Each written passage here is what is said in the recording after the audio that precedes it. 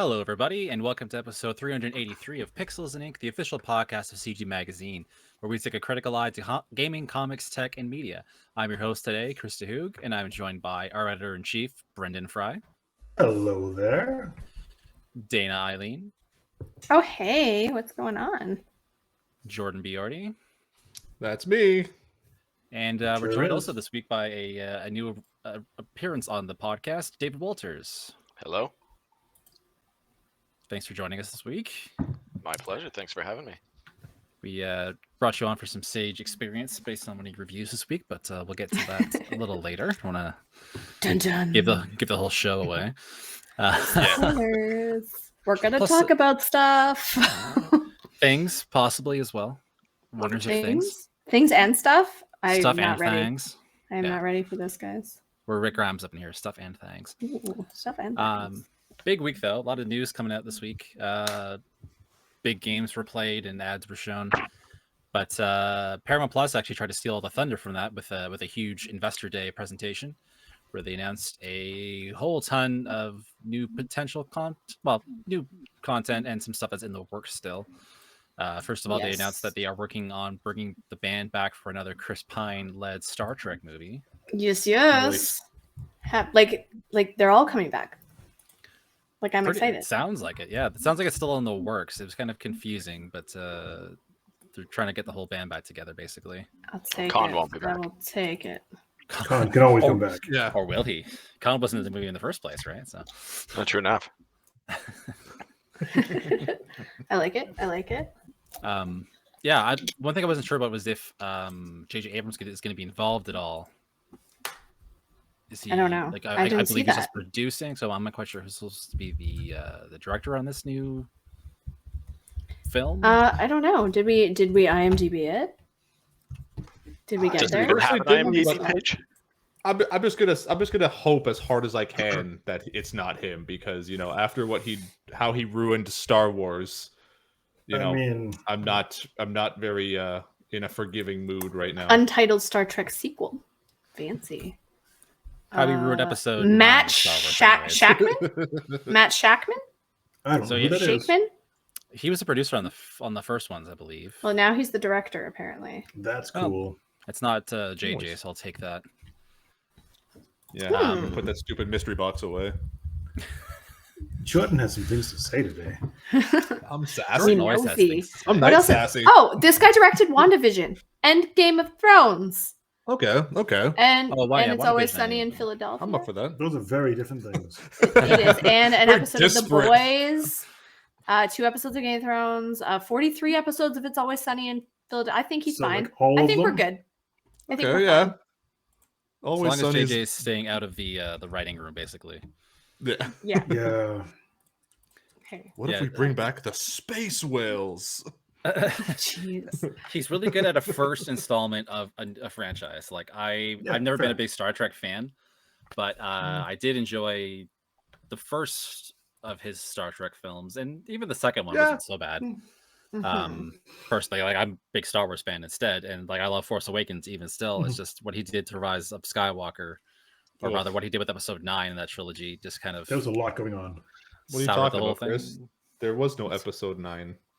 The series ended at episode Do we 8, just, and we all just just don't talk about it? yeah, we Okay, just that's believe fine. that all the good stuff happened. That So needed Jordan's to not talking about Bruno in this one. happen. With Yes, David no. joining us today. Only David is allowed to speak. I can't handle all this pressure. Let's make it weird. Do it. Let's Tell make us it your weird, guys. thoughts on Let's make it episode That'll be- 9. Let's make him the host today. Go. Go! Jesus. I hand it to you. Many David's just things crying. happened. Many crying. things. Oh, he's not wrong. That's true. Things did happen. I gotta That give him is- that. Truth and No. obscurity is what I'm here for. There you go. It's so fitting when your mic is or your webcam is actually out of focus, as you say, obscurity. Yeah. Nailed it. Blend into the background. I don't know how to fix this right now, so let's. There we are. Oh, Oh, there it goes. are you all It's, blurry? I think was. it's probably better It's your the other way. face. Sorry. It was It's your just the face. webcam was just feeding off of his words there. So Mhm. It's because we made him change his outfit. What's my hair doing? It's making It's like a because I little heart. readjusted in my chair. Oh, don't do that. Don't don't do breathe that, either. apparently. Don't be comfortable. Don't No, don't ever be comfortable. That's the Why worst are thing there you so can many do. syllables when you say it? Okay, Because that's how many letters there are in the word. not syllables. Anyway, Anyways, syllables. yeah. So there's lots of other stuff that Paramount announced as well. So I really hope you enjoy their franchises. Aren't they doing first they're doing a Knuckles spinoff? Also? Yeah, so they've already announced that they've greenlit a Sonic the Hedgehog 3. Yeah, We're 3. still like 2 months out from the second movie coming out, and they've already greenlit the third. So maybe it's tested really well. It shows confidence, it's if just- nothing else. Oh, it's one of the few franchises they have right now. Maybe. Well, that being said, they've got a it lot. looks good. There's a long list here. They've announced the next season of South Park already. A new series of Bevis and Butthead still in the works. Wait, Beavis They have a and Butthead? weird Bevis and Butthead Yeah. new series. What? Plus, they're writing the entire backlog of episodes. King of the Hill going to Paramount Plus too? Was that going to be somewhere else? I know that's going to That's be a Disney, I revival, think. too. Yeah, Oh, yeah, that it would make sense. Why This wouldn't is it be Fox. Disney? Well, it's Fox originally, so it Yeah. would be Disney now. Life is weird. Anything MTV would be. Disney's weird. Life is weird. Well, yeah, Is- Pam and Tommy is on Disney Plus. Yeah. Oh, you have no idea how sad it made me the other day when I just just wanted to have some background noise, and I was like, it'd be some good noise right now, some Family Guy. So I loaded up Netflix, thinking that it was still there, and then it clicked in. I was like, oh, that's right, it's Fox now, so it's on Disney Plus. Ooh, it's so weird. Yeah, Disney is a scary place now. Disney's a weird place. Yeah. Well, Also, yeah, Alien a little is weird. Disney. Just think about that for a second. Alien is Disney. I can't wait till the Xenomorph shows up in Kingdom Hearts 4. I kind of want that now. Alien and Star Wars. They missed the boat hard with Star Wars and Marvel and Kingdom Hearts 3. I don't know why those guys didn't show up. I know nothing. I'm picturing that scenario, and it's just horrifying. This is a gummy ship. It would have been perfect. Something on Gummy board ship the assault gummy on the Death Star. Mm-hmm. Some other got things Goofy? that Paramount announced. Paramount also has announced they've greenlit season 2 of Halo again, well before the first season has premiered. Yeah, that's. Um, I don't know how I feel about that. That's a little That's weird. either it's gonna be so good, or I guess we don't care. yeah, Yeah, I mean, it doesn't look so far based on the trailer. It doesn't look terrible. I know they're I kind think of going in great. and they're going in a sort of Halo 1 or pre Halo 1 direction where it's the origins of the Chief and whatnot. It just kind of makes me mad that it's not the guy who does the Chief's voice doing his voice. I didn't know the Chief had a voice. He does. It's a pretty iconic voice. It's not. Miss Xbox. It's come not. on. I would say it It's is. John. It's pretty. I told you, recognizable. Halo's. Shh, don't tell. It sounds like a generic white guy voice. No, but It's pretty it's nothing, yeah. if you've played Halo long enough, you recognize. You would the recognize. Chief's So voice. for fans, it would be a thing. And It's I like- mean, Or miss it's 5 lines per game. if you're never but- going to see his face, then there's not really a reason to not have that voice. But we don't Exactly. know, and it's Pablo Schreiber that's playing him, I believe, and that's a Mhm. decent name. So I have Yeah. a feeling there's going to be a face. Sorry, guys. Steve Downs I don't was know. his voice actor.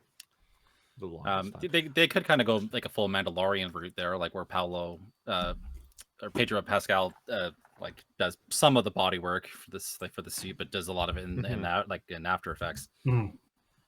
They could have easily Yeah. done that, had someone who fits the physique in the suit, and then have him overdub the lines essentially. But either If way, Nathan Drake wore a mask, he could get Nolan North to voice him. there you go. If he was a little older, and maybe it would have worked out better. Yeah. So one other weird thing, they're doing a Blue's Clues into the Spider-Verse type of thing. Yeah, it's so weird. A Blue's Clues. I was on movie. what? I just What? need that at face Featuring- value right now. Yeah, I just saw this. I missed this in the initial slew of announcements, but they're basically doing into the Blues Clues verse. So we get called Bald Blues Big Steve or City whatever Adventure. his name is. All three of I first of all, I didn't realize there was 3 people who hosted that show. That was just 2. I only knew 2, yeah. I knew there's But, one that got bald. And he was Chris, like, I we're the believe. same person sometimes. Yeah, I remember the first guy and this current guy. Who's the middle guy? I Well, understand. my kids don't watch it, first of all, and I was too old to watch it when it came out, so I just kind of knew of it through osmosis.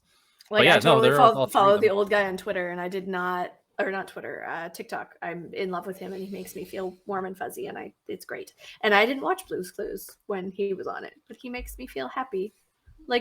like Mr. Rogers. I never watched Blue Clues, period, because You're 100. that is correct. Yeah. I like it. I'm actually looking at you this time. Okay. Anywho. How do we feel about a new Transformers trilogy? I don't care one bit. Isn't it also like kind of tying into like Beast Wars? Yeah, it is. It's something related to the Beast Wars thing.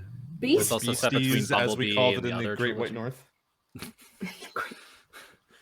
No, it's yeah, I don't know. I stopped caring about them a long time ago. Oh, thanks for subscribing, Matt's DFA. Yeah, that's Matt. Hi, Matt. Did you subscribe? Why don't I see these things? Oh, you guys are there. Thanks for the sub. What? Here, Yeah, I just take business money. Thanks, Matt.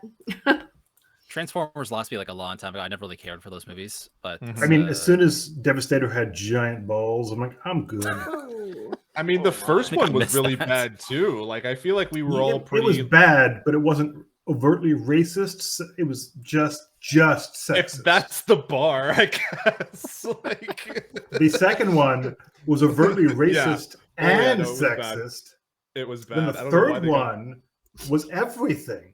They got poor Tom Kenny to do that stupid voice too. I feel so bad for him. Oh god, it was so racist. Just It was so bad. racist. I know. And I feel like we were all very generous even to the first one. I remember, like, not to say that like there wasn't like a genuine like moment, because I remember seeing it in the theater, and like the very first fight that happens, like 2 hours and 45 minutes into a 3-hour movie, when Optimus fights who was it? Megatron? Starscream? No, not Megatron. Batman. Yes, The cop? exactly. No, the big truck. The big I know that narrows it down. The big like boulder truck. Why does my music keep turning on? Jordan's and then- fired today, guys. and when he stabbed him with the sword, I remember like everyone was in the theater like cheering, like getting up, like yeah, like clapping and stuff. So like there was a very like genuine moment of like, No. well, that's what I mean. It was like this really nice moment of like film goer, like appreciation. Naivete. Yeah. Well, yeah. No. Just like it's like moments, right, where like something good happens in a movie and everyone's like cheering for it. Like you don't get Honestly, those so often. Honestly, those movies to me looked like a giant mess of just CGI vomit. Oh, they're garbage. Like all of them, or the Yeah. original ones? Every single one. They all look like Yes. there's CGI on the screen. They I didn't all. feel nice today. I would say the same thing about those movies. Like I saw the first one in theaters, and like my friends all walked out and everyone's raving about it. I'm like, I couldn't tell who was fighting who. It was just It was just a I giant will- mess. it's just garbage, like just garbage CGI all over the screen, and like I big will explosion. And I say, can't even go say back. it's because Chris was old and jaded back then. No, I I was can't young do then. that. He's younger than me. I was a young man then. Yeah. to the credit of the special effects artists who worked Okay. very hard on that movie, the actual like little like minutia of how the transforming actually happened and like every little moving part, what at the time was genuinely incredible. Like when you actually kind of go back and watch it and see like just how much like detail they put into like every little part shifting together, it's kind Yeah, I of can incredible. say So that. like, Absolutely. but it is a bit messy. Yeah. Not When watching two of them fight is like watching a car crash. It looks like a car. It looks it's like not- a car Yeah. crash. You Nobody? can't. You get them so mashed together, you can't tell what's what. yeah. No, I agree with you 100%. I think David is exactly on the money. I just with- thought that was a funny joke. No, all right. It's also a think good pun. Was he Very serious? accurate. Yeah, Or we- thank you. I Yeah, believed it's him. But no, those movies really felt like a giant pile of metal hitting another pile of metal, and Yeah. that is exactly how it looked on the screen. And I Yeah, mean, it was the very design of the Transformers too. Like, because Yeah. like why I couldn't tell who was fighting who was because it was all just metal. Like the Yeah. Transformers in the cartoons have much brighter designs than what they actually used in the movies. because they're designed for kids and bright colors. I want the red one. I want the blue one. Whereas these ones are all Yeah. the silver gray ones. Like, Hey, other than just- Optimus. just For us Kind of older bit folk, better. I want me some silver gray. I mean, to be What's fair, all Optimus brass? had block. yeah. It is probably a lot of the reason too why like the Bumblebee movie worked a lot better than any of the other ones, because like A, it was a more focused movie, and B, like all the designs for the Transformers did lean more towards like the sort of campier 80s design. So like there was a lot more color. The characters were actually more distinct. Like Bumblebee himself actually kind of looked more the way he looked in the show. Mhm. He was still a Camaro, wasn't he? Kind of. I mean, he was still he wasn't a Bumblebee. I'm just gonna throw this out there. No, I think in Bumblebee Transformers for a while. Yeah, they changed them back to Very like, valid the more like bug-ish design. Oh, now we gotta, Well, and look it if up. Transformers isn't your speed, they're also working on new Teenage Mutant Ninja Turtle stuff, Oh, dear. Yeah. which is actually being worked on by Seth Rogen, which I find is actually not so unappealing. I actually kind of like that idea. Yeah, that sounds interesting to me. I think Seth Rogen's hit or miss recently. I like some of his stuff, and then some of his stuff he just will not back down of being bad. Yeah, it's true. Like, he had a pretty heavy hand in the Green Hornet movie too, right? Like I liked that. I didn't hate that movie. It wasn't good, but I liked it. What movie are we talking about? The Green Hornet. I also heard that the American Pickle show is like really good, and doesn't he like? It's a movie. And that's legit good. Is it a movie? I thought it was a series. Okay, it's like an hour and 40-minute movie. Yeah. Okay. No, I got confused. Santa Inc. is the one he's the most recently done. Yeah, I didn't watch. Oh, we talked about that too, and I never went and watched it. I forgot all about it. I watched an episode of it, and it's bad. Oh. Okay. I think I've been watching him on Pam and Tommy, and that's a sweet mullet, and that's all I've got to say about it. Does I'm imagining he pulls that I off. gotta go back to it. I've slowed down. I would say that he when he does something he generally cares about, like when he tries, he is like actually like a talented writer and and an actor. But like, he does a lot of times often like slip back into that like like stupid idiot persona. Even seeing that dumb trailer for Chip and Dale, and he's doing this like exact same thing where he does that like goofball laugh that he does, like that happened, and that looks really good. I'm like actually really on board for it. I'm not. One of them is CG, quick, the other one say something positive, Brendan. So good. Bumblebee looked okay. Bumblebee looked okay, and apparently he was a Camaro, not a VW. No, he's VW in the new movie. In the new movie. In Bumblebee, he is. Yeah. Then he turns into a Camaro after he loses his voice, and then it bleeds into the first movie, even though time. They can change? Okay. Yeah. Nope, we're not going back. Forward. Onward. Oh, my hand. Okay. It's fine. So yeah, Paramount is really trying to throw a lot of licensing at the wall and hope something sticks. I don't know. Does it even have Paramount Plus? No, I don't think it's in Canada. No, but what I do see on this list is that none of you men announced. Yeah, I said it. Is Grease Rise of the Pink Ladies. What is that? Grease is so horrible. It does not hold up. Yeah. It doesn't. Yeah, Dayna, also, you're gonna come at us with this. Already existed. I'm just saying nobody wanted to talk about it. And it is on this list. The people who are in it don't want to talk about it. You're gonna sit there and stand for the movie where there's a line in a song that goes, "Did she put up a fight? Really, Dayna? You're gonna come at me with that business." Jordan, did you hear that all I said was that nobody brought it up?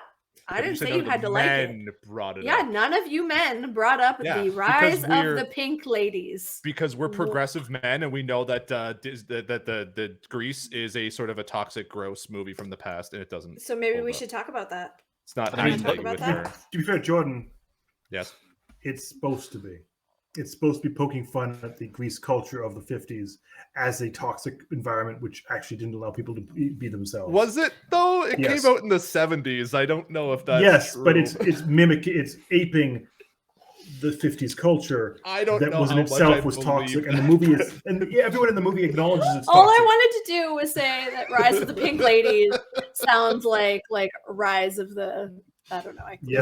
To be fair, yeah, that's what I mean. Wasn't much better than the 50s. Yeah, exactly. Look, we are making people uncomfortable. Thank you, Jordan. I mean, Jordan's talking about being progressive, but this slate is anything but progressive. It's all like old licenses, and they're bringing back a bunch of reality competition series stars for one big reality show called All Star Shore. Yeah. No, stop it. But Dora the Explorer, a live action series. Let's go. Well, a live action movie. That's cool. Okay. It did get a live action. Yeah, didn't it? Yeah, I heard it wasn't. Chris Carter liked it, I think. Chris Carter liked it. Yeah. All right. Yeah. Chris Carter liked it. That's usually it was better than Uncharted. That is good sign. I mean, you haven't seen Uncharted. Yeah. To be fair, you haven't seen Uncharted yet, so that's why I changed. I said it did better than Uncharted. Yeah, Uncharted. I mean, Uncharted is some rough words.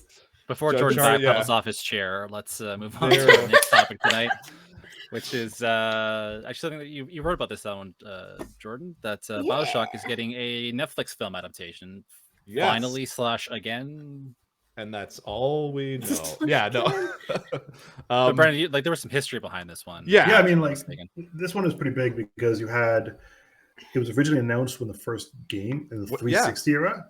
2006, I think. Yeah, no, it was after that. Was the original game came out with the Xbox 360, and then about 3 years after that, they announced that there would be a movie in the works, and T2K had said there was going to be like Neil Blomkamp was associated with it at one point. But then it kind of then at some point someone said it would be too expensive to have an R rating. Yeah. I really hate when they hold back with the R rating. And then they're like, well, we can't do the movie without an R rating, so we're just going to scrap it. And then it just kind of sat in development hell forever. Like Duke Nukem.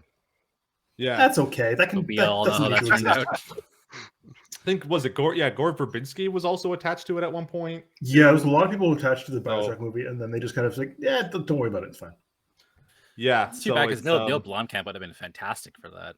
He was also the one associated with Halo at one point, and then that got scrapped too. Which kind of shows how far back these rumors go, like because he was really hot at that time thanks to District 9. And then he did District 9, then he did Chappie, then Elysium, and then it was like, we don't need more Neil Blomkamp. That's good. Yeah. District 10's in the works, isn't it? Yeah, I'm excited for that one to happen. His movies just kind of felt like I like some of his stuff, but he goes too much of the things he does. It's a mixed bag. It's kind of that, he is the essence of a mixed bag. It's kind of that Shyamalan situation, right? Like everyone loved the first movie, or like the first movie did really well, like broke a lot of ground, and then how do you live up to your own expectations at that point? Or you have Josh Trank, which Chronicle, then he did that Fantastic Four movie, and then he was also associated with like he was going to do one of the Marvel movies, and they're like, then Fantastic Four came out, and they're like, what if well, he was associated with a Star Wars movie? He was going to do a Star Wars movie.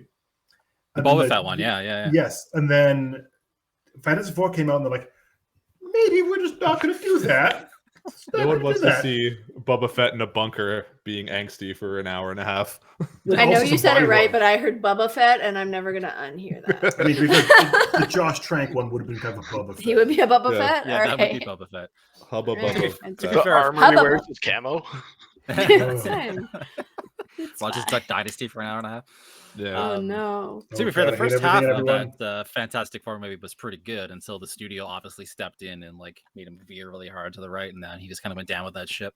Now, are we talking about the Miles Teller Fantastic Four or the Chris Evans Fantastic Four? Well, that was no, we're talking about the Rooney Mara Fantastic Four. Was Rooney Mara in that? Different era. Yeah, I think so. I feel there are too many Fantastic Fours. See, this is the problem. We shouldn't have to talk for 45 minutes to figure out which one we're all on board with. There are too many movies, guys. Yeah. Wait, do you mean this one or this one or this one? We've done that with everything we've talked about so far. Please cancel 5 movies. There are too many movies. I'm just going to throw it out there. No, you're not. I'm just throw it out there. Then Chris Evans. Yeah. Has been in every universe. No. All of them. I'm cold and I want a blankie. He is in 2 different Marvel characters that Disney now owns both of them.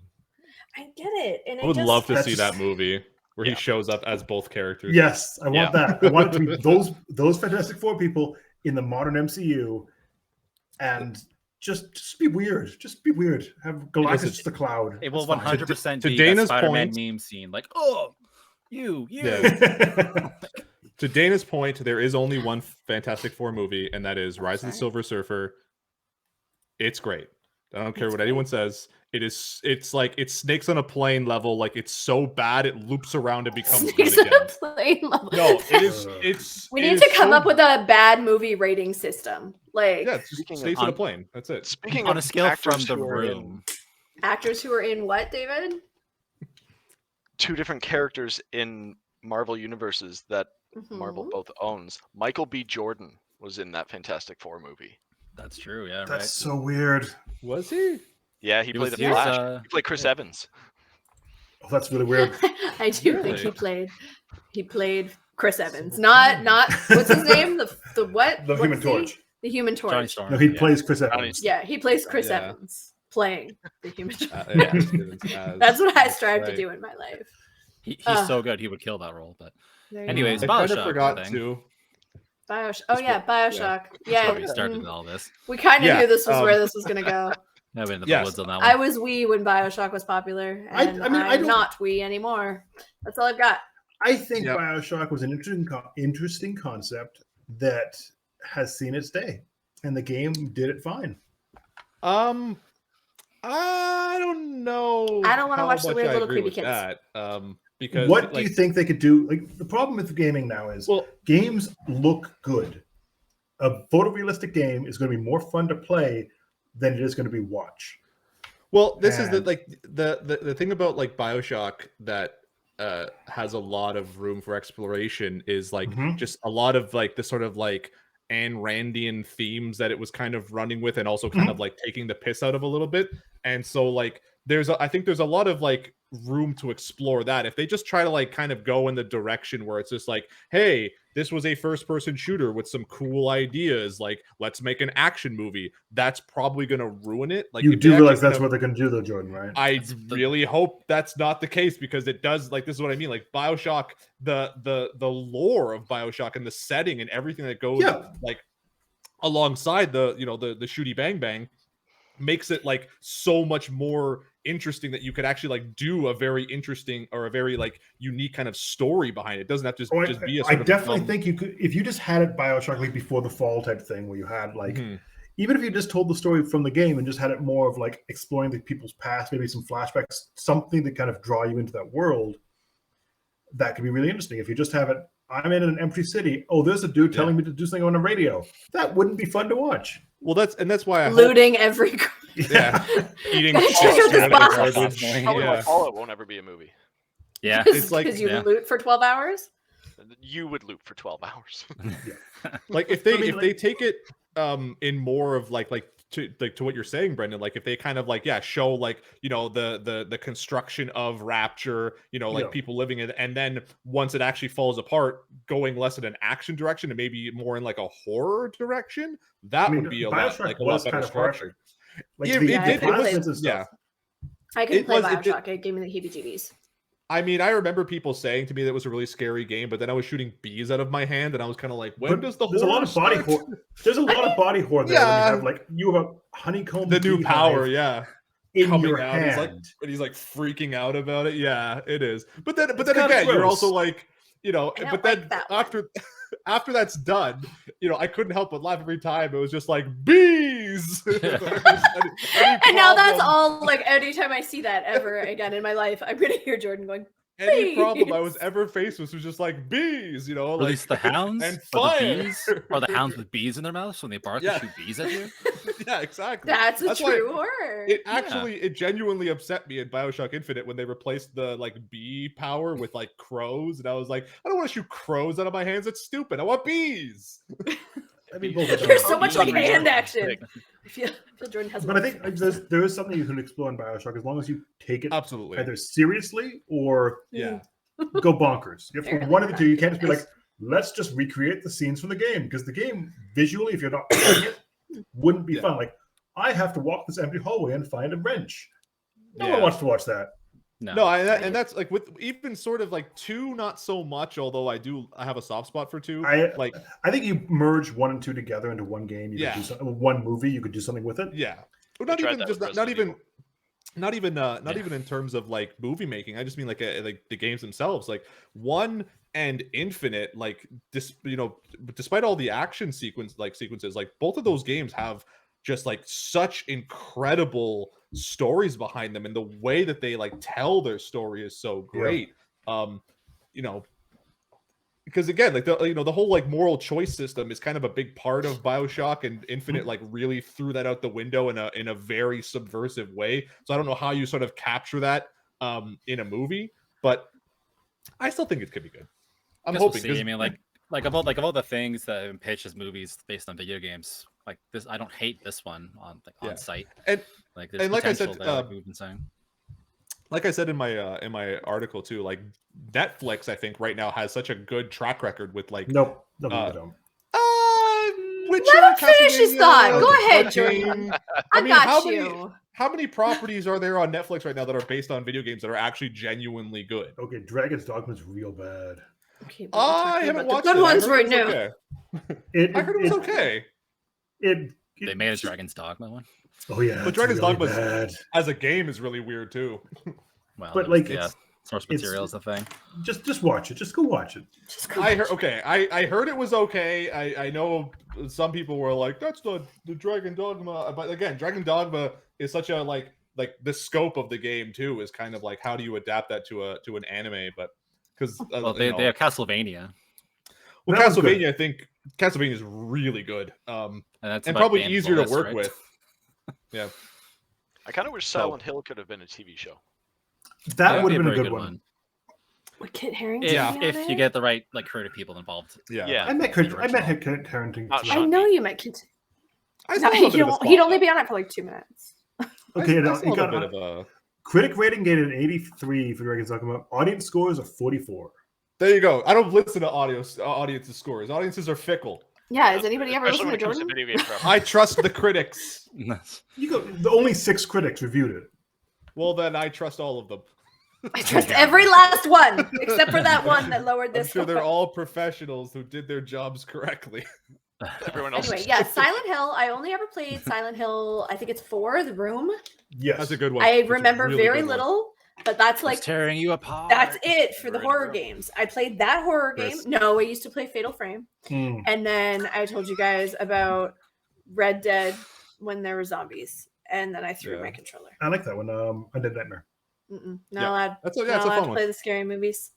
I do genuinely still have a soft spot for the first Silent Hill movie. I don't know. I think it's kind of like schlocky. I think the first one's okay. The second one is just so bad, mesmerizingly bad, so bad, so weird.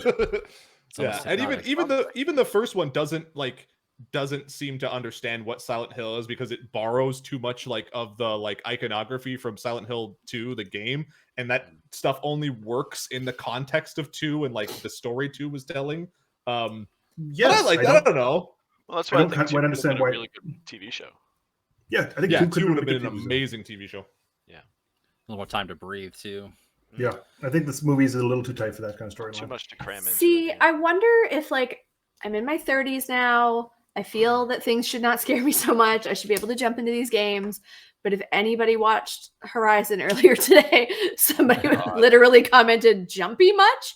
And I feel that was not the goal of that game. So maybe I should not jump into her. There's a lot. Silent Hill is still available on the PlayStation 3 PS1 Classics section of the store. Oh, is it really? And PS Now too. $1, Bob. $6. It's $6, I think, usually. To be fair, the remaster is pretty bad. Oh, it's PS1. Okay, it's PS1 Classics, yeah. No, it's the straight original. Didn't they fix the remasters though after everyone complained about how bad they were? Yeah. We're also a podcast. They made it so it is less bad, but they still were missing. They were straight up missing assets, and Konami's like, I don't know, make it happen. And I thought I heard a lot of the music too was really bad. They tried because they didn't have the master tracks; they only had the compressed tracks. So that's fine. Just go with it's really bad. Sure you did. They closed the studio. I'm still pulling for Dayna to play Phasmophobia with me. We'll do it. Can it be during the daylight hours though? Well, no, I've got Martha's dead. Martha's dead. I honestly considered taking that game on because nobody else was, and I know it's kind of controversial, and I want to mess with it. But I feel that I probably shouldn't review that. I can maybe take it on and be like, horror game for a girl that does not horror, and then you can 0 out of 10, literally unplayable. Yeah. Yeah, you can just watch me cry for an hour. Too scary. It could be the press start game. Wanted Mama. Screen too much. Yeah. Yeah. Well, I was trying to bring up the e-stores to make our segue to the next topic. That was pretty good. We detoured again. I tried. Nintendo closing down their Wii U and 3DS eShops this year. I know Jordan's got some feelings on this one because I know I do.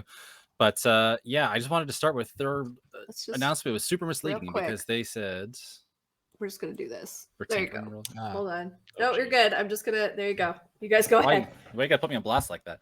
Because I know who has feelings. Big feels. So their announcement said, "Oh, we're closing the store down in March 2023," but what they don't put in the headline is that they're pulling all the payment methods long before that. So you actually have until May to actually add credit card funds to your wallet. And August to use gift cards. So you have to panic, spend a bunch of money, panic fill your thing. Essentially, yeah. And I feel like people are going to do that too. They're going to be like, "Oh my god, what do I do?" And then just take all my money and then the fear of missing out. Chris made a spreadsheet. Mm-hmm. I was about to say I may have spent some time yesterday making a spreadsheet to prioritize how much I need to throw at them before the next 4 months. I kind of did the same thing, but like not to a degree, because like back in the summer when I was like initially read that Nintendo was going to shut down the eShop, I just like quickly went into the eShop and like favorited all the games that I wanted to buy, so I would like know when to get them. So I've just sort of been like sitting on doing that. But like, yeah, it's a bummer. Like I get it. It's like the 3DS and the Wii U. Like, why keep those, like servers active? Well, because the 3DS was selling till like last year, and there's still hundreds of millions of people with 3DSs that still play them. No, listen, Brandon, you're not gonna convince me. But like, it's like I to the extent that it's like I get it, because it's like they're trying to move on. It's like the Switch is the dominant console, and we want you to spend your money here. Like, even though they're getting money from it, I don't know, it doesn't make sense to me. It's just like, it's just annoying, because again, this is like that whole thing about like how bad Nintendo is at like allowing access to like the chronology of video games. So it's like video game preservation is very hard on Nintendo systems, because when they shut down these platforms, like look at it compared to Sega. Sega still had the Dreamcast. What was that RPG? Like MMORPG? No, MMORPG. Oh, Fantasy Star. Fantasy Star. Yeah, Fantasy Star's servers were online like 5 years after the Dreamcast was completely killed. Yeah. So they wanted, they knew that people wanted. So I mean, like, compare that to Nintendo, where they're like, yeah, the thing we just stopped selling it. Yeah, definitely the server, they have to go down now. They're done. Yeah, that's what I mean. Like, I understand, like, if you're not going to like add stuff to the thing anymore, fine. But it's just like, why remove the option to like let people buy these games? It's not like they're gonna, unless they genuinely are planning on releasing the Game Boy online service to the Switch. Like, if once this thing goes down, it's like, okay, you can't get like, there's such a wide catalog of really good Game Boy games out like on the 3DS. You can't get anymore.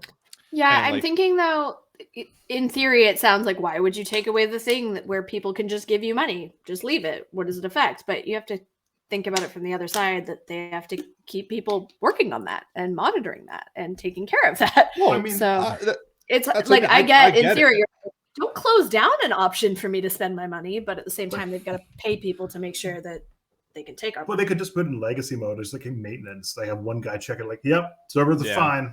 It's basically a website that leads you to a link. So leaving a website just kind of existing, it costs a bit of server money, but they've made that money back already. So it would cost them like a few grand a month. Who cares? Yeah, no, exactly. One thing that was kind of thrown around because of this was that, Xbox will let you buy Xbox, like first gen Xbox games on their store. Yeah. Or like 360 games. Well, yeah, but that's kind of Xbox's whole MO, is just throwing everything at people. Yeah. Like that fits their MO. Whereas Nintendo has drawn some lines in the sand between generations. You people old now. Right. That's what we're getting.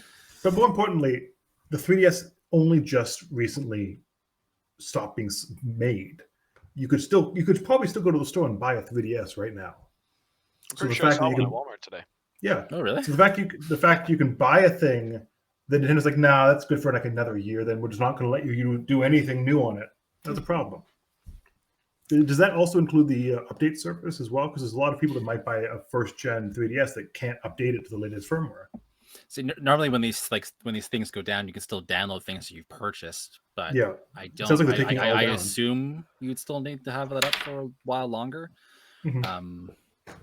Yeah, I don't know. It's a good question. Actually, it speaks to the whole, like, my whole argument with digital, like, games. It's like you don't own them forever. Like you, like sure, you have them on your account and you can re-download them as long as you have access to your account, so long as those files are on their servers. Yeah. Mm-hmm. Yeah.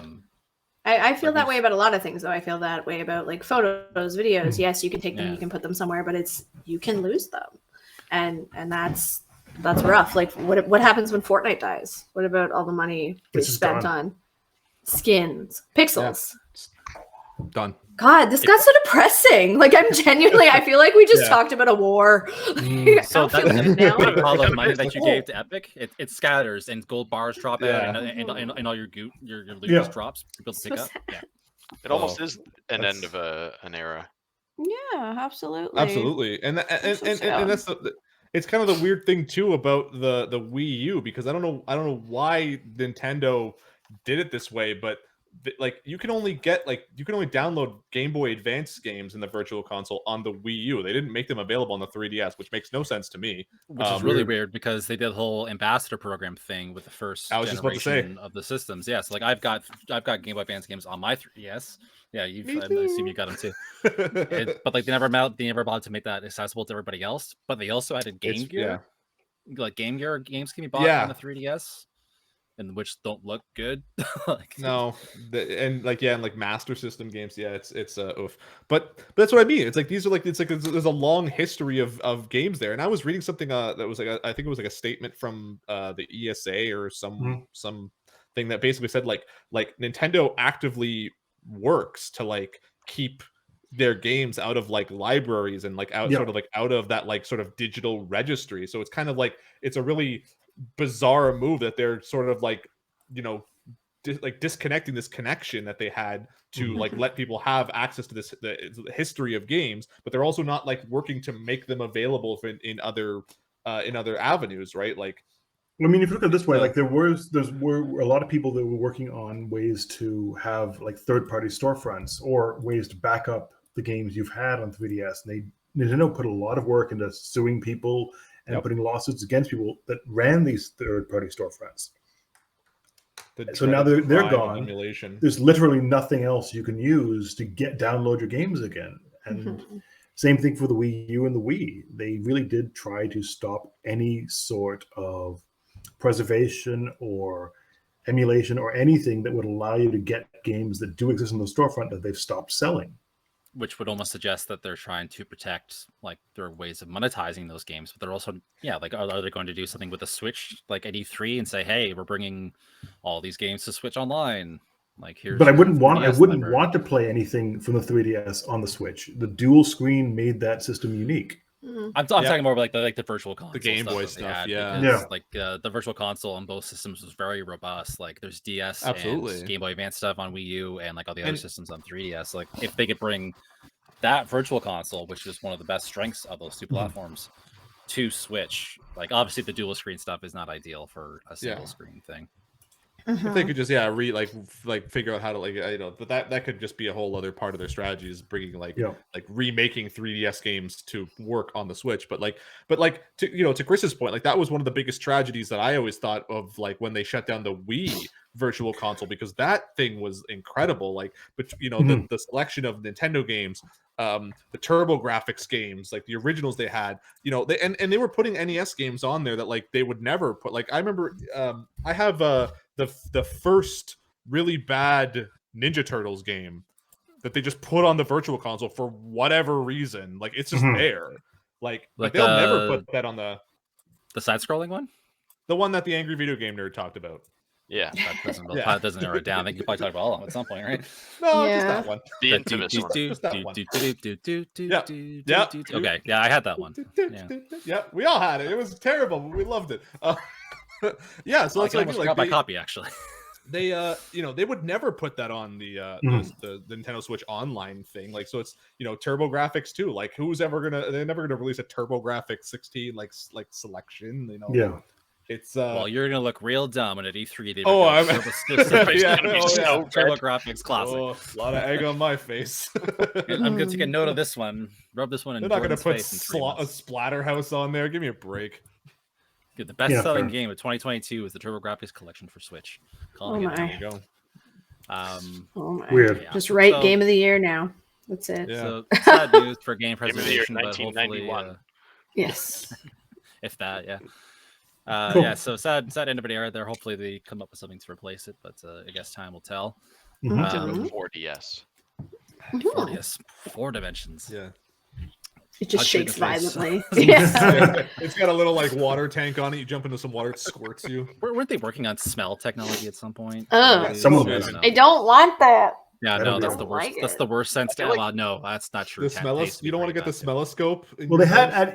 at CES they had a TV you could lick and you could taste. I'm not gonna lick my television. No, Brendan, that was I just mean, like I 7 probably other would. people who licked it, and you licked it last, and you were tasting everything they tasted. That was No, you losing apparently- that, yeah. Apparently there's a tech that like it tricks your sense of taste I don't like just to see what's on the screen. I really I hate feel like Yeah. that would yeah. become a And new Chris, insult. I know You're what not you a said, window the licker, sense- You're a TV licker. Yeah, I the don't sense do of that. taste you're saying Can is the you worst, imagine? but I'm thinking about the kind of games that I play Oh, I don't want to. and how much I don't want to smell them. Like even true. oh Oh god, my take god, your yeah, they pick. probably all smell like garbage. Absolutely. Like So I don't all have- of them are in like medieval Any- times. Any so zombie that's game, for you gotta think about how screwed. bad that's gonna smell. Yeah, Just yeah, blood Yeah, and there's think flesh about how everywhere. much worse it would taste, though. even well, I don't want either one. Yeah, no, but let's leave it. at but those dimensions. you're going to smell everything around you at any given time, whereas the tasting is like a select you're choosing to taste. Yeah, right? but the smell functions as your way of like warning your body, or your body. That's your body warning you not to taste that Mm. thing. like Have you even ever Stardew, had- it would smell like fertilizer all the time. I'm Have so you ever had a happy. smell so bad that you can taste it though? Yes, that's true. See? I don't like any of these Tastes But things. like that's not desperation. permanent. That's an on and off situation. No, I don't like this. We're I don't getting like this really- idea. We're Scrap getting it. really metaphysical here. Scrap this idea. Yeah. Speaking of moving bad on. ideas, Cyberpunk has finally launched its next gen update, but Yeah. for some reason they chose to Finally. wait until the busiest fortnight in like the first quarter of the year to release it. Yeah. They said Yeah, right, Horizon's that's coming now- out and Elden Ring. Let's drop our update now. Okay. Yeah, you I confused mean, me they have for to a do second. something or no one cares. Oh god. When you Well- said the busiest fortnight, I thought you meant like the busiest like But fortnight. Fortnite's doing things too, I Fortnite, yeah. guess. As I was Yeah. saying it, I was gonna say no. I just lost Jordan, didn't I? Yeah. This is gonna confuse everybody. Fortnite. Well, David, I know you downloaded it. Did you play it at all? Did you turn I it on haven't had a yet? chance yet. No. And Brendan, you didn't either, right? I No. downloaded Okay. it as well. Yeah. So I bought the disc like version 70 at the source gigs. for $10 like 3 months ago, thinking I was so clever. Now that I've upgraded and I have the disc in the system, the freaking PS4 icon keeps popping up. So I have to Yeah. keep Yeah. deleting the PS4. I game did tab see on you my complaining PS5, about that yeah. on the interwebs. It's there on mine as well. Like Wait, Sony Brendan. and or Cyberpunk, do something about this, please. It's so annoying. Only 70 gigs? That seems small. Like As an update. It's oh, smaller. as an than it was. update. Oh, okay. Yes. Look how big Jordan's eyes got, everyone. Wow, That okay, no, changed because I was- everything. I was like, okay, wait, like, because like Spider-Man, the game is like a 60 gig game. I was like, that can't be Yeah, no, right. it's The whatever the original update install is- is plus 60 gigs. Yeah. Holy shit! Oh, Is it Horizon like- Forbidden West is 84, I think, or 85 gigs. Okay. Jesus. Yeah. So no one could There's some confirm if fact. it's playable or not now. Like, I mean, it's- I think I turned it on yes. and it turned on. It turned And on. it didn't That's not crash, quite what so he means. That- Step in that's- the The right Xbox is direction. not on fire. Put We're that in good. the The tagline. It PlayStation, I don't turns know. on. But it does. I So did it's say it was a busy fair. time to release this Fair. game. To be fair, that's what Yeah. I was But trying to to be honest, I think what they've done is they've basically made it so they've increased the crowd sizes. They've made it so there's a little bit. They've cleaned up some of the old code. So like there was perks for like swimming, but you physically couldn't swim in the game. So they got Carol's rid of the developer those. in the game. Yeah. So you no longer get like the swimming perk because when you touch water you die anyway. So just get rid of that. They made some new perks, new skills. They kind of revamped some things. They revamped some like the character creation stuff. They made it look pretty. When was the But last they- time a game had its main character water soluble? I don't know. Well, Grand Grand Theft Theft Auto's Auto. migrated it. Yeah. Yeah. Assassin's Creed and 1. even they got rid of that stuff like Yeah. Eventually. after the first game. They didn't improve much, but No. they improved that. Yeah, I don't know. Like it seems like an interesting move. I think they needed to do this, but it still seems like it's not quite a finished product. It still feels like they got rid of stuff. Well, okay, hiding you the- haven't played it yet. You've only read stuff online. I mean, So I've you- read their patch notes of what they've Yeah, increased. But Yeah. see, So I mean, the fact that they definitely play still, yeah. But they haven't Yeah, added just- back just in to any of the confirm. worlds they didn't finish or any of that stuff. Like they still haven't added in the districts that were supposed to be. Where like the in rail car, like in all the early ads it had you in like the subway. That's still not in the game. Which So- which is kind of hilarious now too, that because like just yesterday Hello Games announced that they're like completely revamping combat in No Man's Sky and They making don't- it like okay. more functional and making it better. Like just so it's just funny to me that like like at the same time that like that CD Projekt Red's kind of like, hey, we kind of made Cyberpunk marginally more functional. Like Hello Games is kind of like 5-6 years later, like, oh hey, we're still making this game like really good, and like it's still gonna be like free updates, and they haven't stopped working on it. So like, and like now it's like at the baseline where it should have been at launch, like at the absolute minimum. Exactly. Well, the absolute minimum. I think they're kind of maybe going a little above now. Like, is there a graphics update now too, or no? Yeah, the graphics on PS5 and Xbox Well, Series X look much better. On the PS4 and One, it doesn't look great. PS5 is 4K at 60 frames, isn't it? Yep. oh wow. I mean, that's something. No, it's solid. Yes. I mean, they've done things. I think It's that's the bare minimum where they should have been at launch. Yeah. That's It's only took 14 months. Yeah. I think the biggest thing for Cyberpunk was they've tried doing that dual console launch where you hit the PS4 and PS5 and Xbox One and Xbox Series X. But a lot of games have done that. I know, have but they not? Cyberpunk really was struggling to hit those frame rates on the new consoles. The old consoles, they admitted, we had no idea how to get them to work. So that's why the crowd sizes just kind of vanished at random. So a lot of the bugs everyone was seeing in Cyberpunk when it launched was things they pushed in there to make it so it physically could work on those systems. Like they're like, yeah, it's designed for this X, it's designed for the Series X, it's designed for the PS5, and it's designed for the PC, and they just kind of forced it due to shareholders and like what the owners are saying, like make it work on those older consoles, and it was never built to do that, and that's why that game looks so broken, because they're like, yeah, I don't know, it just ran out of RAM or when the game came out in November 2020, I yeah played it on the PS5, and I used to read all these things like this game is terrible and this is wrong with it and this is wrong with it and this is wrong with it. I never experienced any of that. Yeah, you didn't. Yeah. I always played it and I was like, this game is awesome. What is that talking about here? But occasionally there were people like stuck in the floor. Oh sure, yeah, you'd have the odd. Well, that's still a here and bug. there, but it was never game breaking in the way that people were describing. I think it was more people. The biggest problems people were having were when it was the older generation, where just the system couldn't do the thing it was just trying to do. Yeah, PS4 seemed to be like literally unplayable almost. Yeah. So having that extra power on the PS5 probably got you through it, I guess. I mean, like I booted it up a few months ago when I bought it like for $10, and I played it like an hour or two of it, and I didn't find really anything too game breaking. Like at one point, the guy who walks you through the early stage of the game walked by some lockers, and they all opened and like were swaying back and forth as he's walking by. It was things like that. It's a horror game now too. Yeah. Sorry, it's haunted. Cyber Ghost. They've just made lockers in a now here's my question. Game. That game, I don't know how much it has been. I know it's gone on for $10 for a while. I don't know if that stayed. Now that there's an update out, is it back to like, your $80 game, or are we still paying $10? No, I think it's on like sale. It's 40. on sale right now. When I got it for $10, it was like a fluke sale at the Source of all places. I saw it online a couple times for $10 too, though. So it's not just that. Also, who goes to the Source? Side note. I only did because I saw someone flagged it that Cyberpunk is $10. He ran. Yeah. So I went to the store and they're like, "Oh, we didn't even know this was on sale for $10. Like they had it in the back. They didn't weren't even showing. Oh, It's going for about $40. $40 right now. Yeah. Okay. It's on sale like half off. Yeah. Yeah. On all platforms. General rule of thumb is like once something gets discounted to a certain like point, it just like stays there. I mean, not for $10, but yes. No, not for $10, but like digitally. Yeah, I like, wasn't sure if they thought they could bring this out and like jack up the game again. It doesn't seem so. I'm not seeing the Series X or the. No. It's half off across the board, I believe. Yeah. Yeah. All right. Good job. I just have to wonder if they chose this date out of ignorance of what else is going on in the industry, like the biggest game, like the biggest two games of the quarter out in the next week, or if that was their intent to kind of sneak it in and be like, yeah, the people who were really interested in it will try it out and be more open to it. Yeah, they launched the game. Sorry, Dave, go ahead. It's on PlayStation Store right now for PS4 and PS5. It's on sale for $29.99.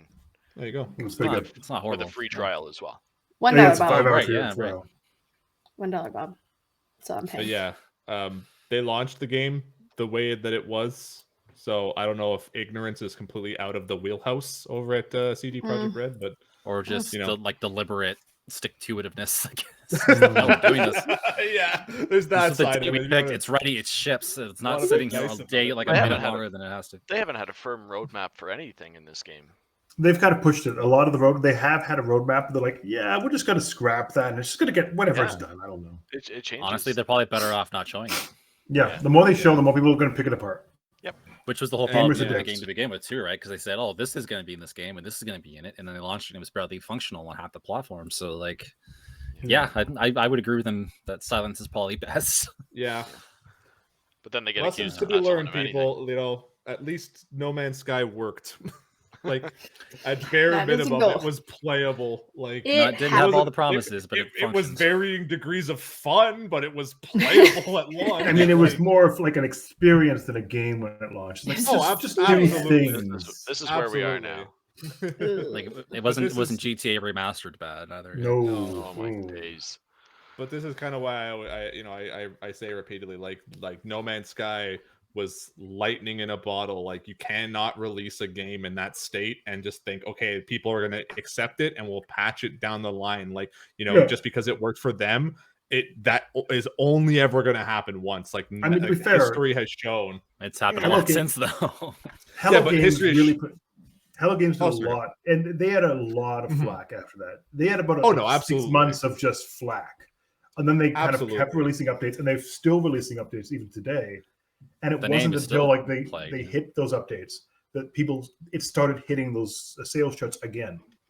No, absolutely. Like, it was on the top list of Steam for a while because of the updates they've put to it, and that's the lesson that people should take away from Hello Games. Not they can get away with releasing a buggy game, but if they keep thinking you're going to say Hello Kitty. I'm so sorry. I can't. I hear it every time. It's we can't ignore Hello Kitty either. Things they're up to are just Hello Kitty movie. My whole point is that I think that especially after the whole No Man's Sky debacle, like people were genuinely invested in that. So I think maybe they were a little bit more forgiving. But like now, as we've seen, like with any company that sort of puts out a broken game, just like believing that like people will stick with it until the updates happen, that has not happened. Like Anthem fell out hard. A lot of people got I know that like I think Destiny 2 might be one of the only examples, but I think that saw a way bigger like rise in like player base after like Bungie took it over again after from Activision. And that didn't release broken either, though. That didn't. No, Bungie just wasn't. Bungie was just empty. It wasn't bad. It just didn't have enough to do when it first launched. That's why Destiny 2 kind of fixed that. And it was very microtransaction-y. That really turned me off of it. Again, Activision. So yeah, that's what I mean. Like, so like, but I know that's what I'm saying. Like, in terms of like player base, I know a lot of people were like really upset with Destiny 2 after it launched, but then like once Bungie took over, like you saw a massive spike in players because they actually made it a game worth playing. Yeah. And it's just like it's just I think like that's the takeaway here is that you cannot do that anymore. Like if you're gonna put out a game and you're gonna hype it as much as you did Cyberpunk, the same way that like Hello hyped No Man's Sky, like it better meet those expectations. Yep. Speaking of launches, we've been talking a lot about Lost Ark because Dayna was reviewing it for a while there. I did that. Yeah, you did. But yeah, they had a bit of a sticky launch in the last week, but for good reasons, I suppose, instead of No Man's Sky or Cyberpunk's reasons. They're just too dang popular. Yes, they are. It's a lot's been going on. So bye. A lot's been going on. They've been topping the Steam charts. They're one of the biggest games ever on Steam, and that was before it even launched. And we talked about this a little bit last week. But what? I know you're being paid to say this. I wish I was. I'm actually, review is over and I'm on my own and I'm actually playing the game. I'm not writing guides. I'm not doing anything. I'm just playing it for fun. I saw you on Twitch all decked out in your Lost Ark gear with your Lost Ark branded. I actually tattooed it on my forehead too for money. I'm just a walking ad. There's makeup. Makeup here. is covering it. Yeah, we all. The forehead's big enough for any advertisements, so send them my way. Your Bezos for Lost Ark. But yeah, it's been a crazy launch, that's for sure, and it's neat to see. I don't know. It makes me happy. Makes me want. Yeah, no, that's really cool. Right now, it's the third highest streamed game on Twitch right now. Yeah, or it's second highest game, third highest category. And like, I didn't even give it that great of a review. Like, it's a good game. It's good. It's good. It's not. Well, that's like I think I gave it a 7, a 7.5. Like, which on our scale is pretty solid. There are spiders. Yeah, 7 is. This is fine. This is good. It's not like breaking the mold or anything. I will say that last week I was mistaken, and I've been corrected in my review. It doesn't have pay to win features in particular. So that's pretty cool that it doesn't. I mentioned that you had to pay for this monthly sub with your pet to get a stat bonus. It turns out you get the stat bonus anyway. You do still pay for your pet, and it gives you like quality of life things, and it helps you level faster. So it helps you like build your rapport faster. So it's more like a pay to progress faster. Not win. Which is win. Not win. Not win, because it doesn't make you. An MMO doesn't end, right? Like there's still so much once you get to the end. So it'll get you to bits and pieces of it faster, but it's not going to put you above people that didn't pay. It's just going to put you there before them. Plus, the pay to progress system is inherently self-defeating too, right? Like, oh, I'm at the end of the live service thing. Oh, it's not fun. But if are there PvP servers? I don't know about PvP servers specifically, but there is PvP in the game. Yeah. Okay, because like I would argue that the whole like quote unquote pay to progress is kind of a misnomer in the sense that it is essentially pay to win. If like World of Warcraft, you can go into servers that's like don't have those restrictions, and anyone from like opposing factions can just attack you at will, because that way, you can level up faster than everybody. I haven't experienced that at all. And it's mostly a PvE game. To join the PvP, you have to like go to a certain place and do a certain thing. It's not like you just get shot. Like, oh god, bad memories from WoW. Why'd you bring that up? Like every time you try to spawn, somebody kills you. And that is my point. Yeah, like, no, it's not like that at all. No, I think we're kind of past that as an industry, right? Like like Final Fantasy 14 doesn't do that at all. You can still do that on WoW. So WoW is not the rest of the industry anymore. Like they're still in the past. Those days where you had to call in any of your like level like 40 or like 60 friends because one asshole was just tanking I'd take my leveled character and I'd be like, I'll be right back, and I'd come back on my mythic geared hunter and just destroy everybody because I had a pet. Like, you're doomed now. Like, I'm not leveling anymore, but I feel good. I see that a lot in New World. Oh yeah, are they doing that again? Amazon's other MMO. The lesser MMO. Lesser. Yeah. I thought it was fun. This is Dana's time to get the list this week. It's not mine. Sorry, that was really cool. You can buy real estate in the game, and it's not like NFTs, so that's pretty neat. Yeah, I mean, I wish this is where we're at. That's like, there's no NFT. Weird. I wish PvP was as easy to use in. Well, it's very, very easy in New World. You just press the U key on your keyboard, and you're set for PvP. We did it. I've done that a few times by accident. Ooh. And, dead. Oh, crap. Almost. Very, very quickly, people hunt you down. I've seen a fair few people get hunted by 10. So it's like you can just run around in New World and be safe, but if you switch into that mode, you are now in danger. Yep. Okay, if people are like attacking you, can you just be like, nope, and press the button again? I don't know. I'm too scared to try. Oh, that's all I would do. I'm just like, too fragile to survive. Yeah, I'm made of glass. I will fall apart. On sneak attack. Oh no, off. No bueno. Solid strategy. On off. Yeah, that's I almost forgot about that New World game. Like Amazon's making a pretty substantial run at the MMO at the top. category. Yeah, and MMOs are no small feat. Like they're astounding in their size. So that's cool. I dig it. Let's go. Happy that it's doing well. Gonna keep playing it for fun. So don't tell my boss that. He's gonna ask me for guides or something. No. It's a good thing your boss doesn't listen to the show. So not at all. And is not right presently there. Here. Wait. He's right there, guys. I can see him. Oh God. I'm an adult. I'm gonna get kicked out. Speaking of massive scale, let's move into a review section and talk about a little something called Horizon Forbidden West. Oh, nice. So Enter David Walters. You handled our review for this one. I did. What'd you think? I gave it a 9. There was one tiny little thing that I wish hadn't happened that took a mark off. There were a whole couple. mark. Yeah, I know. Mhm. There's a couple of visual glitches mentioned in my review where I'd go to open a chest and Aloy would just sort of be sitting there rummaging through the chest and it wouldn't open and she'd be stuck in that animation. So a quick reload fixed the issue, but it was still kind of annoying to have to deal with. Other than that, it's kind of a masterpiece. It's gorgeous. It really is. It does look very pretty from what you were streaming earlier. Yeah. Yeah, Mhm. I pretty much, aside from the very, very minor visual glitch that I experienced, I kind of said that it's the sequel that all sequels should aspire to. Yeah, absolutely. It's beautiful so far. I don't know much about the actual storyline yet. I'm like a minute in. If anybody watched me die horribly on stream today. Yeah, Maybe I should master patience to play the game. Get in this game, and I have not been able to put it down. Like it's still on my TV over there. Yeah. Yeah, it's like there's so much to do. Like there's this.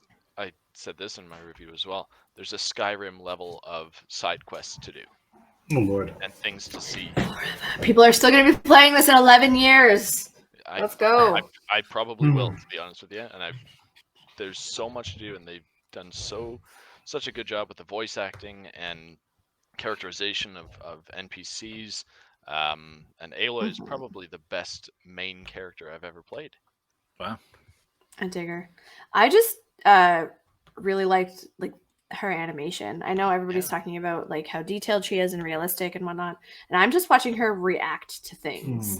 Like she's looking around and you just see like her eyebrows doing eyebrow things.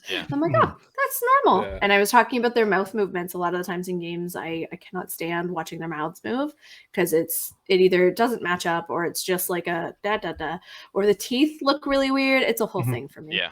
And it looks really good. The level of detail is pretty astounding. Like my girlfriend sent me like a funny little like tweet today that was like gamer bros freaking out at the fact that like they actually rendered like the little like peach fuzz hairs on the side of her face, like because like newsflash, people, like everyone including women have little hairs on their face. We are not baby smooth. And it's just like the humor in that tweet alone of like, you know, gamer bros coming to this realization, but like there's just like that one moment where I was like, holy shit, like what a level of detail, like just showing what the PS5 is capable of, like is equally as impressive as, you know, dumb people. I saw that tweet of that person who said, someone want to explain to me why Aloy's got a beard, and I saw that on a picture of Kratos. Want to explain to me why Kratos has a beard? Like it's ridiculous. That unrealistic expectations of Greek gods. Yeah. Right. Oh, he's Norse now. Once these boys hit puberty, they'll understand. Don't worry. Yeah. Someday. I hit puberty at 27. So. I don't have that problem. Puberty? I definitely have a lady beard. I don't want to talk about it. I'm like pushing past puberty into like the end of times. So settled. Yeah, that's what we're calling it now. What was I gonna say? Oh, the one thing that they didn't change that I really wish they did, but I think it might be a personal issue or just nobody cares. The way she jumps makes me crazy. She does jump very high for a human. Like she gives it her all to jump this high. It's like her whole body. It's like it's a lot. A tiny stone and she's jumping 8 like feet in the air. Imagine if you're trying to make jump though. Yeah. Well, you like jump and grapple. Can you wall jump? You can't. That was ridiculously good. Yeah, it was.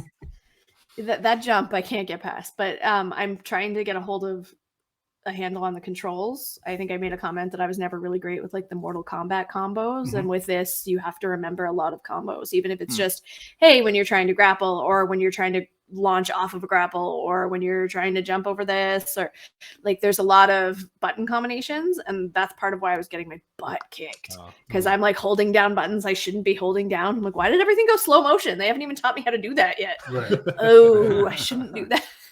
So full disclosure, turns I out- played on story difficulty, which is like the easiest difficulty. oh Okay. God. That's valid.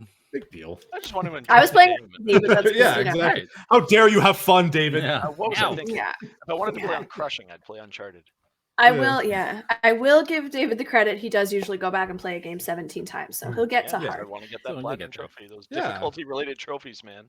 I mean, like Yeah. that's Get there. realistically like that is like an effective way to play games. Like not to like Mhm. you know, but be gatekeeping and tell people how to play games. And it's just like you know, normal mode should be the standard mode, just so you can actually like take everything and enjoy the game. And if you Don't spend the like whole it time enough, sweating and crying, yeah, wetting like we yourself. have Dark Souls exists. We have Dark Souls, but it's Yeah, we're like good. you want to actually just enjoy a game, play it on normal, and if you like it enough, okay, go back and play it on hard mode. Like actually get something else out of it. Mhm. Mhm. Yeah, not every game needs to disrespect your time by being like obtusely Yeah. difficult off the bat. Yeah. Like I This said, one's there's too for 5 me. It's too difficulties. pretty. Hmm, Yeah. alright, well.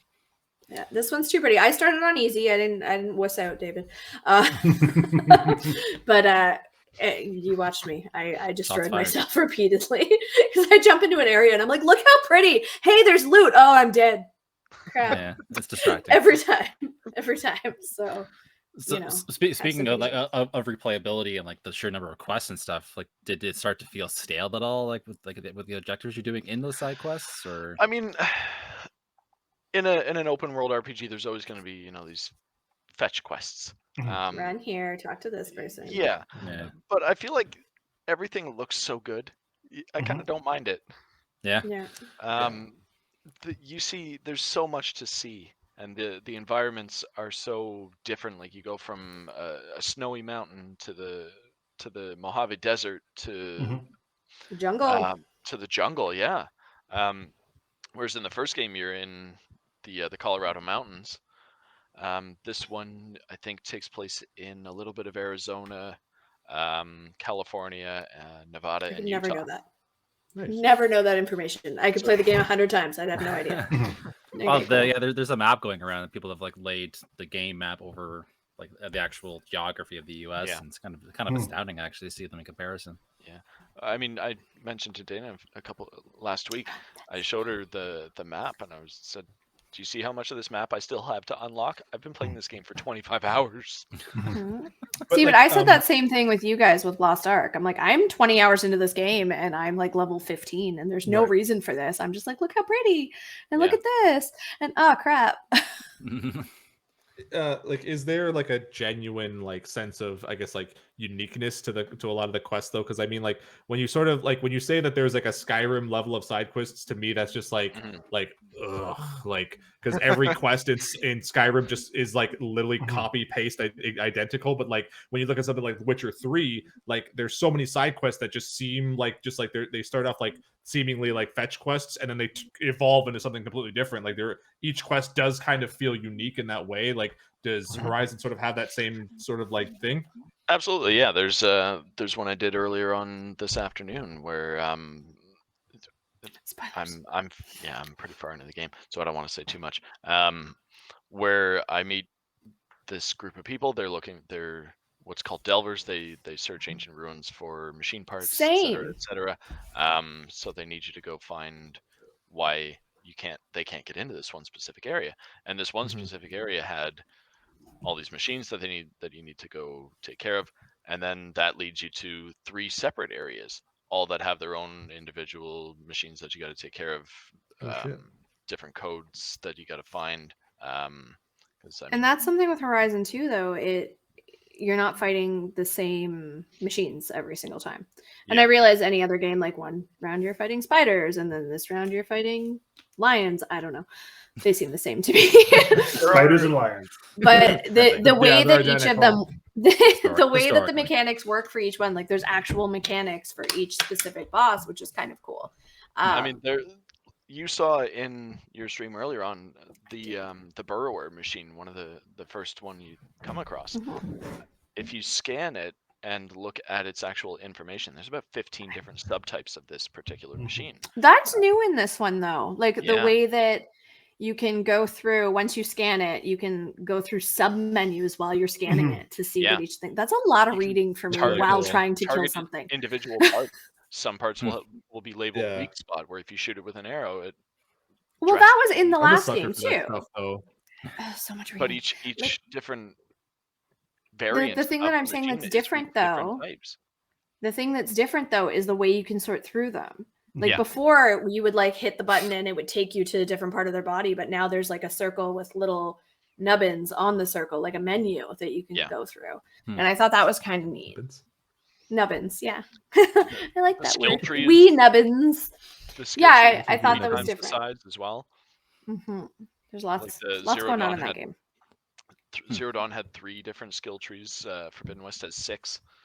Goddamn. I didn't even, I played for 2 hours today and I didn't even get to like leveling up or anything like that. Just okay, cool. Basic stuff like that. Yeah. Yeah. 47 you, years later. You were really happy about the stash as well, as same as I was. Where if you pick up too many items, it goes automatically to your stash, and you're not left with items that you can't pick up. And that guy, what's his name? Varl? Varl, yeah, we like him. Yeah, I'm almost 40 hours into this game, and I have not filled up the stash yet. Well, I don't think you can fill up the stash then. Yes, you can. Or you just die a lot. It has a finite amount of space. I still haven't filled it, and I pick up literally everything. I've been watching you play RPGs too much. That's right. I'm a hoarder. Yeah, this all sounds really good. I'm actually kind of glad that I haven't finished the first game. Like I've done the intro mission to it, so I'm like, I don't have time for something this big right now. So I'm kind of glad that it's going to be there down the line. Yeah, I think it's going to eat my life away. Yeah, for sure. A Herculean undertaking. All right. Well, what else we got for reviews? You, Chris. Me, Got, I guess. So yes. Speaking of regality of sorts.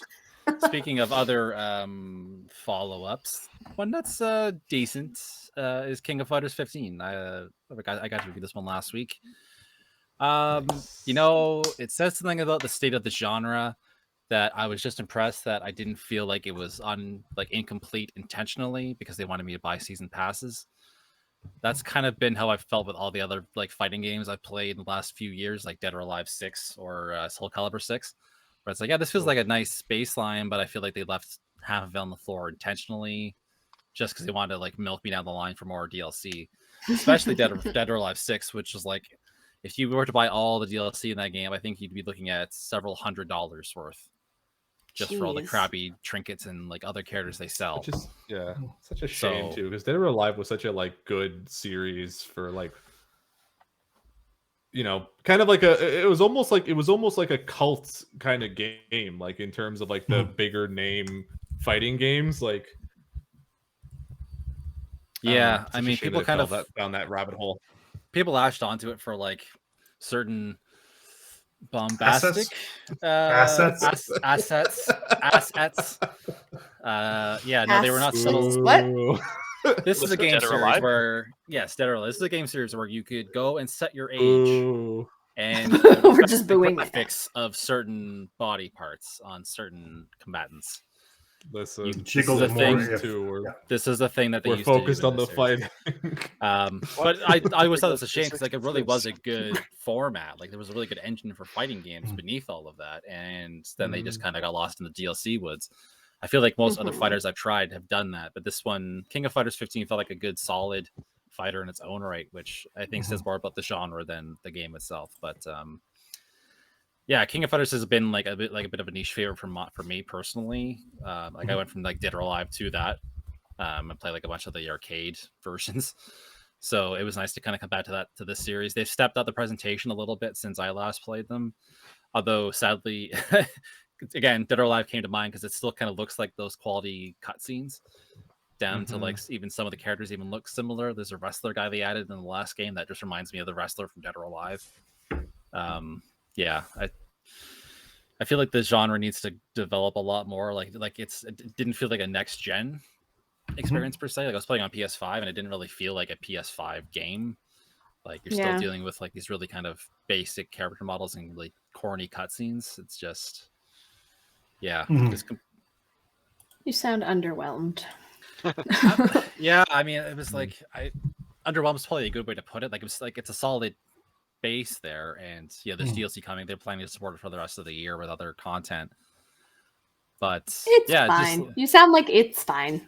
That's it's the thing fine. I find about fighting games, though, is that what can you do? So yeah, like there's Fight. a story mode. There's a story mode, and you can play through it a bunch of times with different combinations to get different endings and things like that. I actually felt pretty motivated to do that, which is saying something like a lot of time it's like, okay, well, for a little tiny cutscene, do I really want to go through this repeatedly? Yeah. Kick butts and stuff, as Joe says. Yeah, there's online modes which I couldn't do before the review embargo because there's no one online to play against. But like those have no appeal after launch because you're just gonna get stomped constantly. Like I've never had a good match in a fighting game online. Yeah, I get that. Yeah. I mean, Smash aside, Smash is the exception, I would think. Well, I have had decent matches when the network allowed me. But yeah, like, straight up mash all the buttons. Is that not how we do it? No. I mean, Smash is the one for me that I like genuinely hate now because like everybody plays like cheese balls because they all think they're going to tournaments at some point in their life and like they don't try to actually make the fight like fun. They just, you know, it's like, okay, you watched a video online about how to exploit this character, like good for you. So like it's like hearing Chris say that, it feels to me like, I guess the feeling that I had after playing Dragon Ball FighterZ, like I was like, I played that and I was like, okay, this is it. I will never play a good fighting game ever again. We've hit the apex. Like everything about that game is only downhill. But I mean, everything about that game is just like rock solid dynamite. Like the story's great. It actually like it functions in the sense of like being like just goofy enough to be Dragon Ball, but also like acknowledging the fact that it's a video game. Like the fighting is so easy to get into, like they're easy to pick up, difficult to master. Like the detail in the animations and how much effort they put into like the super moves looking like they were pulled straight out of the anime. And like that's the one where like I've gone online and played games, and even like the times that I've gotten my butt kicked, like these guys who are pulling out these like 100-hit combos, it's like, okay, like you put the work in to be able to do that. It's not just like, okay, you can, you know, like easily exploit one character sort of like, you know, attacks like in Smash Bros. Like Mario has like Scorpion? Well, it's like every you play Smash Bros. And it's like everyone who plays as Mario plays the same way. They all do the same thing. They just, you know, they go to the edge, they wait for you to get there, they throw you off, they try to forward smash you down. Like it's copy paste. Everyone does it. But like you play someone in FighterZ, and it's like everyone has like their own like different combination of characters. They all know how to like use them in like combination. So it's like when they actually kick your ass, they put the work into doing that. Like they know how to play those characters. They, you know, and it feels like a fair fight. To be fair to King of Fighters 15, like I feel like I wasn't really giving a good impression of it because I mean it is what it is with the genre, but it does have that. Like, it will reach that level. I think it has that technical solid foundation where there's 39 characters. They all feel great. They all have a unique style that fits. They managed to walk the line between your straight up like karate, like your straight up actual martial arts from the world with that supernatural stuff they do. Like there's people throwing fireballs. There's one of the new characters uses this like sand coffin technique, which feels a little grabby, but like otherwise that technical balance is there. Yeah, she when I played against her, she was grabbing me like out of the air and this like dropped me like in like a sand coffin. It's the best way I can describe it. Like Gara from Naruto. Like Gara from Naruto, yeah. I was gonna say. Oh, okay. Totally know what we're talking about now. Oh, yeah, now she knows. This is me. This is totally me. Totally your audience. Yeah, no, like the presentation is pretty good aside from some corny story mode stuff, and the basis is there. Like this would be a good competition game for sure. It's just, yeah, I mean, like I'm just kind of taken away from this that, you know, the genre is healing itself after it shot itself in the foot by chasing DLC and esports and trying to force things where they don't belong. Oh, Street Fighter. Yeah, and actually one other thing too, Street Fighter 4 turned me off with his final battle because the final boss just pulls out every annoying signature move from the whole series. This final boss in this one is challenging without resorting to the level of cheapness. So again, the genre is healing, basically. It's healing. Yeah, the takeaway. All right. It's- Very nice. I'm glad you feel warm and fuzzy. Cool. And not Yeah, just it's not- fine. just not blown away. Yeah, just warm and fuzzy like I used to be, and that's Cool. where we're at. Not jaded in the slightest. Not at all. Mm. Speaking fine. of nostalgia, though, and old style, old timey things, That's Brandon, okay. you were checking out Cuphead, right? Yeah, the new series on Netflix that is launching tomorrow. Yes. Yeah. Tomorrow. Yeah. The review is also launching tomorrow. Yeah, but I got to see it. It's a mixed bag because I think they really did capture the look of the games. They look of that kind of old style, like 1930s, 1940s animation that has that fluidity to it that you don't see in modern animation as much. But the storylines also harken back to that kind of simplistic, like slapstick, like nothing really matters storylines that animation's kind of moved away from. Like kids animation is more intelligent now than it was in like the 90s or like 80s. Like Adventure Time, Steven Universe, Amphibia, Owl House, etc. They don't take kids for granted. They give kids the ability to follow a story. It's fun and colorful. Each individual episode is just a fun romp. But if you do follow it, there is more depth to it. And I feel that Cuphead doesn't have that, which is weird because the game is designed more for adults. Like it is a hard game. It is not a game designed for everyone to just kind of jump in and just kind of have a quick run. It is a hard, punishing game. And the fact that the show is so simple might take away some of that. People that might play those games and like love the Cuphead game and then jump on the show and say, well, this isn't for me. There's not enough depth here for me. And a kid will watch the show and then want to play the game and they won't be able to enjoy the game as much because it's not really designed to be accessible. It's like they It's created not two a completely game mode. separate universes. Yeah. Definitely not a game I would give a kid. Like I No, it's a don't even want hard to play it game. myself. Like I watch Yeah. them play. Like this is definitely not for me. Like I'm glad I'm watching this because it's really cool It's stylistically. not But that hard.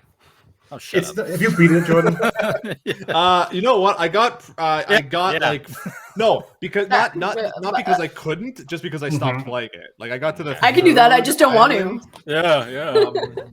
I got to the island where you fight the dragon and those guys, and I kind of It's just not like that far. stopped playing it. that's like halfway through. It's like the Okay, well, tutorial. whatever. Come I just Good noob. Yeah. It's so easy. I just don't want to do it anymore. It's fine. I mean, I beat a couple bosses Shut up. like 100%, so I don't know where all this like, oh, it's so hard. It's like, But the thing is, it's not a game that's like no, has but training. wheels you're that are right. You're right. accessible. 100%. Let's be Well, clear. It's not the hardest game on earth. It's No, just not a game that's designed to let the average person jump in and feel good about themselves. Well, It and is that's like literally obtuse. Yeah. Yeah. it's kind of Not a game for Dayna, is what I hear. Yeah. Also, yes. It's kind of the thing I wonder too, because like it's weird that because I've heard not just you saying that, but I've seen some other reviews online that were kind of saying the same thing. And it's like I wonder if like the sort of like the simplicity of it is like intentionally pointed at like older people who might remember the cartoon, like Felix the Cat and Jordan, those kind throw it of out like. there. The average person that remembers Felix the Cat from the 40s probably isn't going to watch Cuphead. Well, I mean, I I remember remember it it because I and kind of we'll just like watch those are some of the cartoons I grew up with just because they were in like syndication and you would like watch them. Sure, right? but Like, I don't like There was exposure. Tex Avery and that sort of thing. Yeah. That was a show that I, at some points, were like, "Oh, that's on TV." That was from the 40s. That's cool. But you were already. It was on TV because it was cheap to put on TV, No, not because. but that's what I like the mean. Like Jetsons. those are still sort of like cartoons that do kind of like harken back to like our childhoods just because they were on and like I remember as a kid like growing up with the old Flintstones that had like a laugh track behind it, like That was and They I also used smoked to a lot of lunchtime God, at they also coming did home from love their school. Tomato cigarettes, soup, yeah. grilled cheese, KD, Yep. Flintstones, and Flintstones. Perfect Strangers. Speed But they- Racer too. Like I grew But up like, with Speed but Racer. Jordan, they Cousin also Melody. They were also smoking cigarettes in those shows. No, let's be clear here. Listen, I'm not debating the quality of it. I'm just saying, like, those are things that we did grow up with because we were like adjacent to them. So, like, of course, that's what I mean. Like, or was like grandparents would show you this, like, oh, this is this cool thing from when I'm old school Looney Tunes as well. I accept, like, there are people that know those things. I'm saying, if you're trying to appeal to the modern audience that knows Adventure Time, knows Steven Universe, that knows all these new shows that are showing what can be done in animation for kids and adults, this show is showing what can be done in animation and then putting the story as the last point they're really dealing with. And that's the problem. Yes, I think there could be a lot of depth in that universe. They could do things with those characters. They can keep it silly. They can keep that kind of 1940s animation and the 1940s concept and still not talk down to their audience, not expect their audience to just kind of expect the simplest thing possible, like an entire episode of them figuring out how to use glue. Sure, that exists. And that's something that would be more like dumbed down to kids my child's age, like, and that wouldn't be where we would go. Yeah, you know, and that's just part of my point, like whether or not that was intentionally done to like stay in the style of like the old school 40s. I think that's what they were trying to do, but they were trying to like make it like the episodes are also like 11 minutes long, so they definitely were trying to go to the old like 1930s, 1940s short style. But I don't know, but I don't want that. You can't always get what you want, Brendan. I'm saying they're trying. I don't know who its audience is for. Like, if it's trying to go with kids, it doesn't seem completely. I get what you're saying. So if they want to do full kids, go full kids, and not have it based on a property that's not built for them. Like the same reason that I don't understand why they release like toys for rated R movies. Bioshock's actually going to be a kids movie. Yeah, there you go. Yeah. But I mean, like, I think they could have done a lot more with the characters, with that storyline, with the depth, because the games have depth to them, and there's a world that I want to explore. And the show is just kind of like, I don't know, they're weird and wacky. That's cool, right?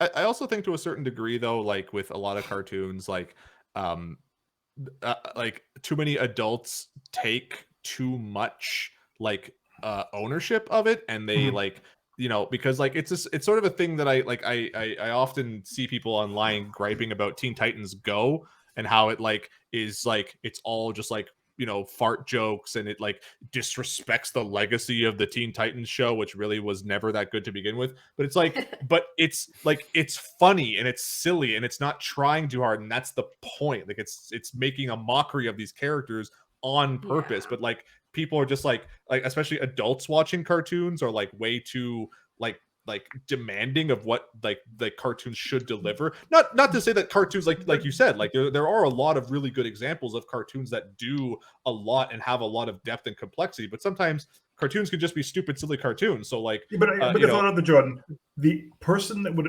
actually enjoy the fact that the animation is done that way, they are harkening back to animation of the 30s and 40s. A kid's not going to get that. So that entire like premise is lost on them. My kids would probably look at it and be like, "Why does it look like this?" Yeah. So, why does it look old? Why does it look cheap? And that it might not. It's not that at all. Our kids want creepy stuff that looks like Coco Melon now. Yeah. And it's. I'm not saying that's good, but I'm saying that's kind of. Yeah. So if you're trying to appeal to modern kids, you can't try to show it looks old, because modern kids are going to say, well, I don't want to watch something that looks old. And if you're trying to appeal to adults, you need storyline. So they've kind of sat themselves in the middle where it isn't really giving you depth, and the animation's really cool, but I don't want to sit through hours of show that has like nothing to say. I'm actually surprised they marketed it or they made it for kids, because when they announced it, I was like, okay, so this is gonna be like an adult themed show, because this isn't a game they're trying to sell to kids, because kids aren't gonna enjoy this game. So like it just seems like they totally missed the mark on audience and demographics for sure. So they don't adapt the narrative of the game at all, like the whole deal with the devil. I mean, they kind of do, but that's kind of like there's a bit of through line. Like there's the first episode they deal with the devil, and then he kind of just pops up every once in a while. This like none of the bosses are trying to get him out of the deal. He's just kind of there. And they just kind of wander over, and one of the bosses from the game is just kind of there and being kind of an asshole. So they kind of deal with them while they're trying to get ice cream or trying to water the lawn, and the vegetables are taking all their water. Like they just kind of have those characters that are the boss in the game just there around. They do things. It seems like a real waste. And then the devil's there. He's kind of foppish. He does his thing. We don't use the word foppish enough. No, we really don't. No. Good job. Yeah. I like it. But like the devil's the best part. And the through line with the devil where like they have the deal and they try to figure out ways to get around the devil. That's fun. But it's like 3 episodes out of like 12 I watched, I think. And it's just kind of there. And you're like, okay, cool, that happened. And then, but there's no real through line, there's no real continuity. And there's also no consistency for the characters. Like shows that have a character have depth. They grow, they do things. The Cuphead characters are flat. They're silly, they're just one-dimensional characters, and that's fine.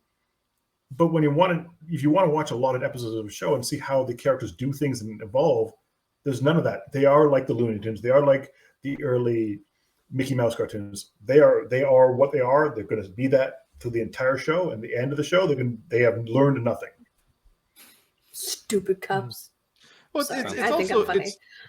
I think it's a little bit interesting at this sort of push towards bringing back old school animation, because this is sort of made me remember that they recently did that like a new run of Bugs Bunny cartoons where they brought back the old animation and they gave Bugs the yellow gloves again. But it's like it still looks really clean, like it was made for the modern day, but the way everything's sort of drawn and animated is very first gen Bugs Bunny. So it's like it's clearly made for kids. So it's weird. It's a tough call on who this is actually is for. I guess I'm just gonna have to watch it tomorrow and see what the buzz is about, because the only thing that I can say is as a parent with my kids are 2.5 and my son will be 7 next week, and I can tell you they would not turn this on. They would go through their list of Netflix shows and they'd pass it, and they'd pick some weird crap that I'm not saying is better or worse. I'm just saying they'd scroll right by it. Yeah. It would not call to them. Whereas I might go by it and be like, oh, this looks different. This is interesting. And by different, I mean old. And then I'd watch it and be like, oh.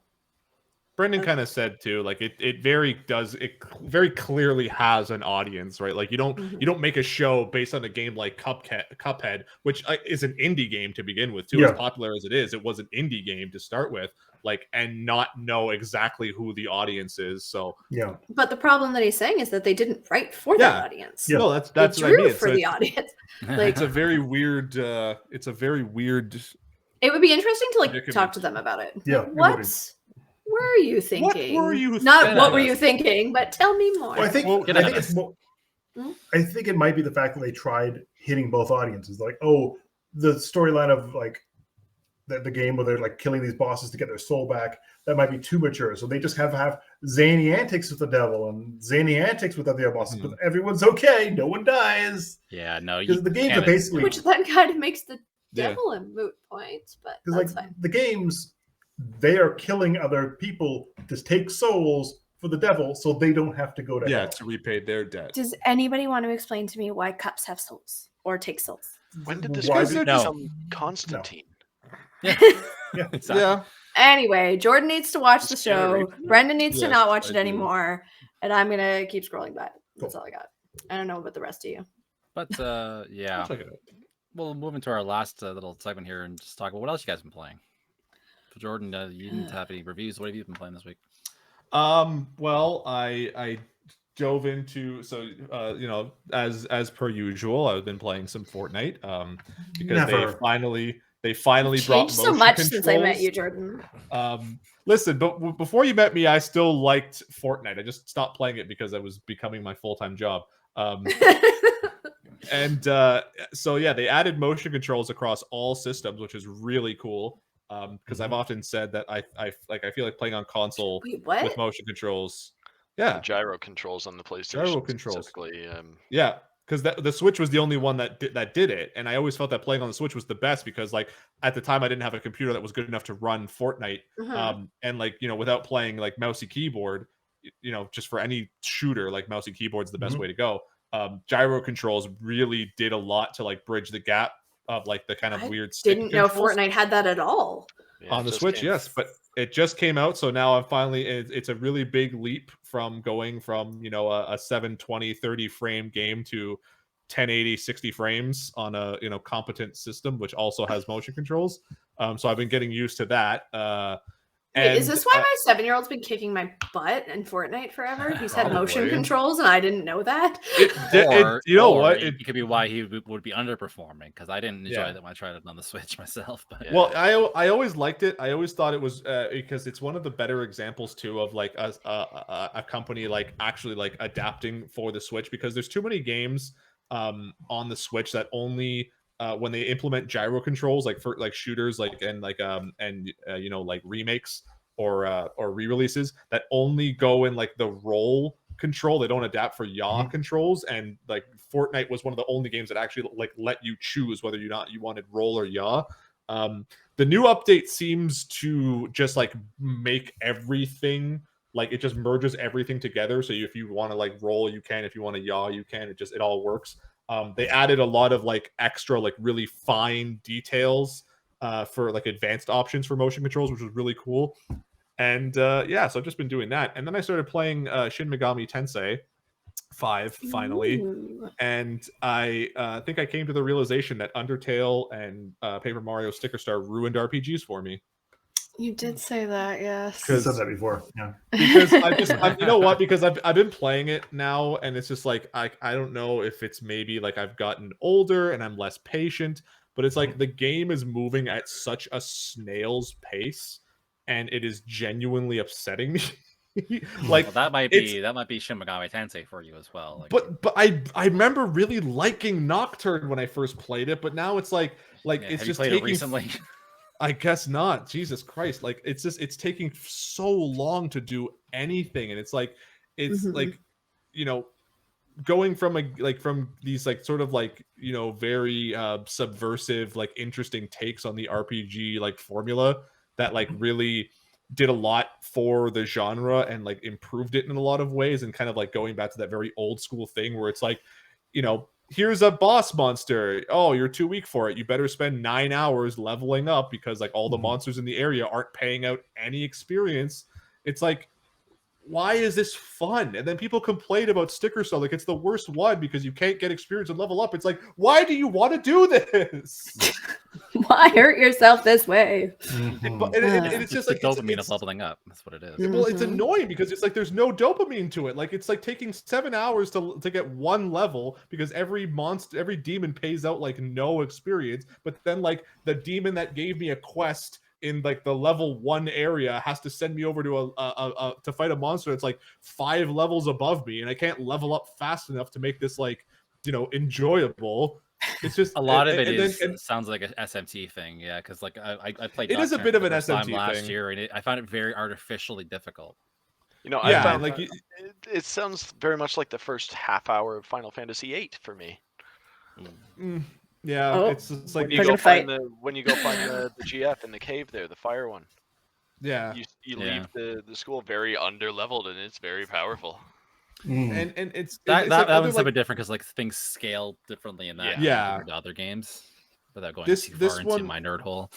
This one's a little. I mean, it's annoying too because like there's the whole like demon fusion system, which like obviously like does help a lot. Like if you get into the minutia of it, but it's like you can't fuse demons that form one that's like a higher level than your main character, so you're still like you're walled off behind all these things, and it's like looking at games like Undertale that like did a lot with the whole like playing with these ideas of the RPG, and like okay, you can still have turn-based combat, but like we're gonna make the way you dodge attacks differently, or like the way that you like engage in it is different, like the characters and story and everything, like the music that kept going off on my phone earlier. I was listening to some of the music from Deltarune and just like thinking about that, like because it's like the final boss moment that is like such an interesting, fun way to have a final boss fight that like builds on like all these characters that you had met throughout the thing, and it was so genuinely engaging, and it pumps you up in such a degree.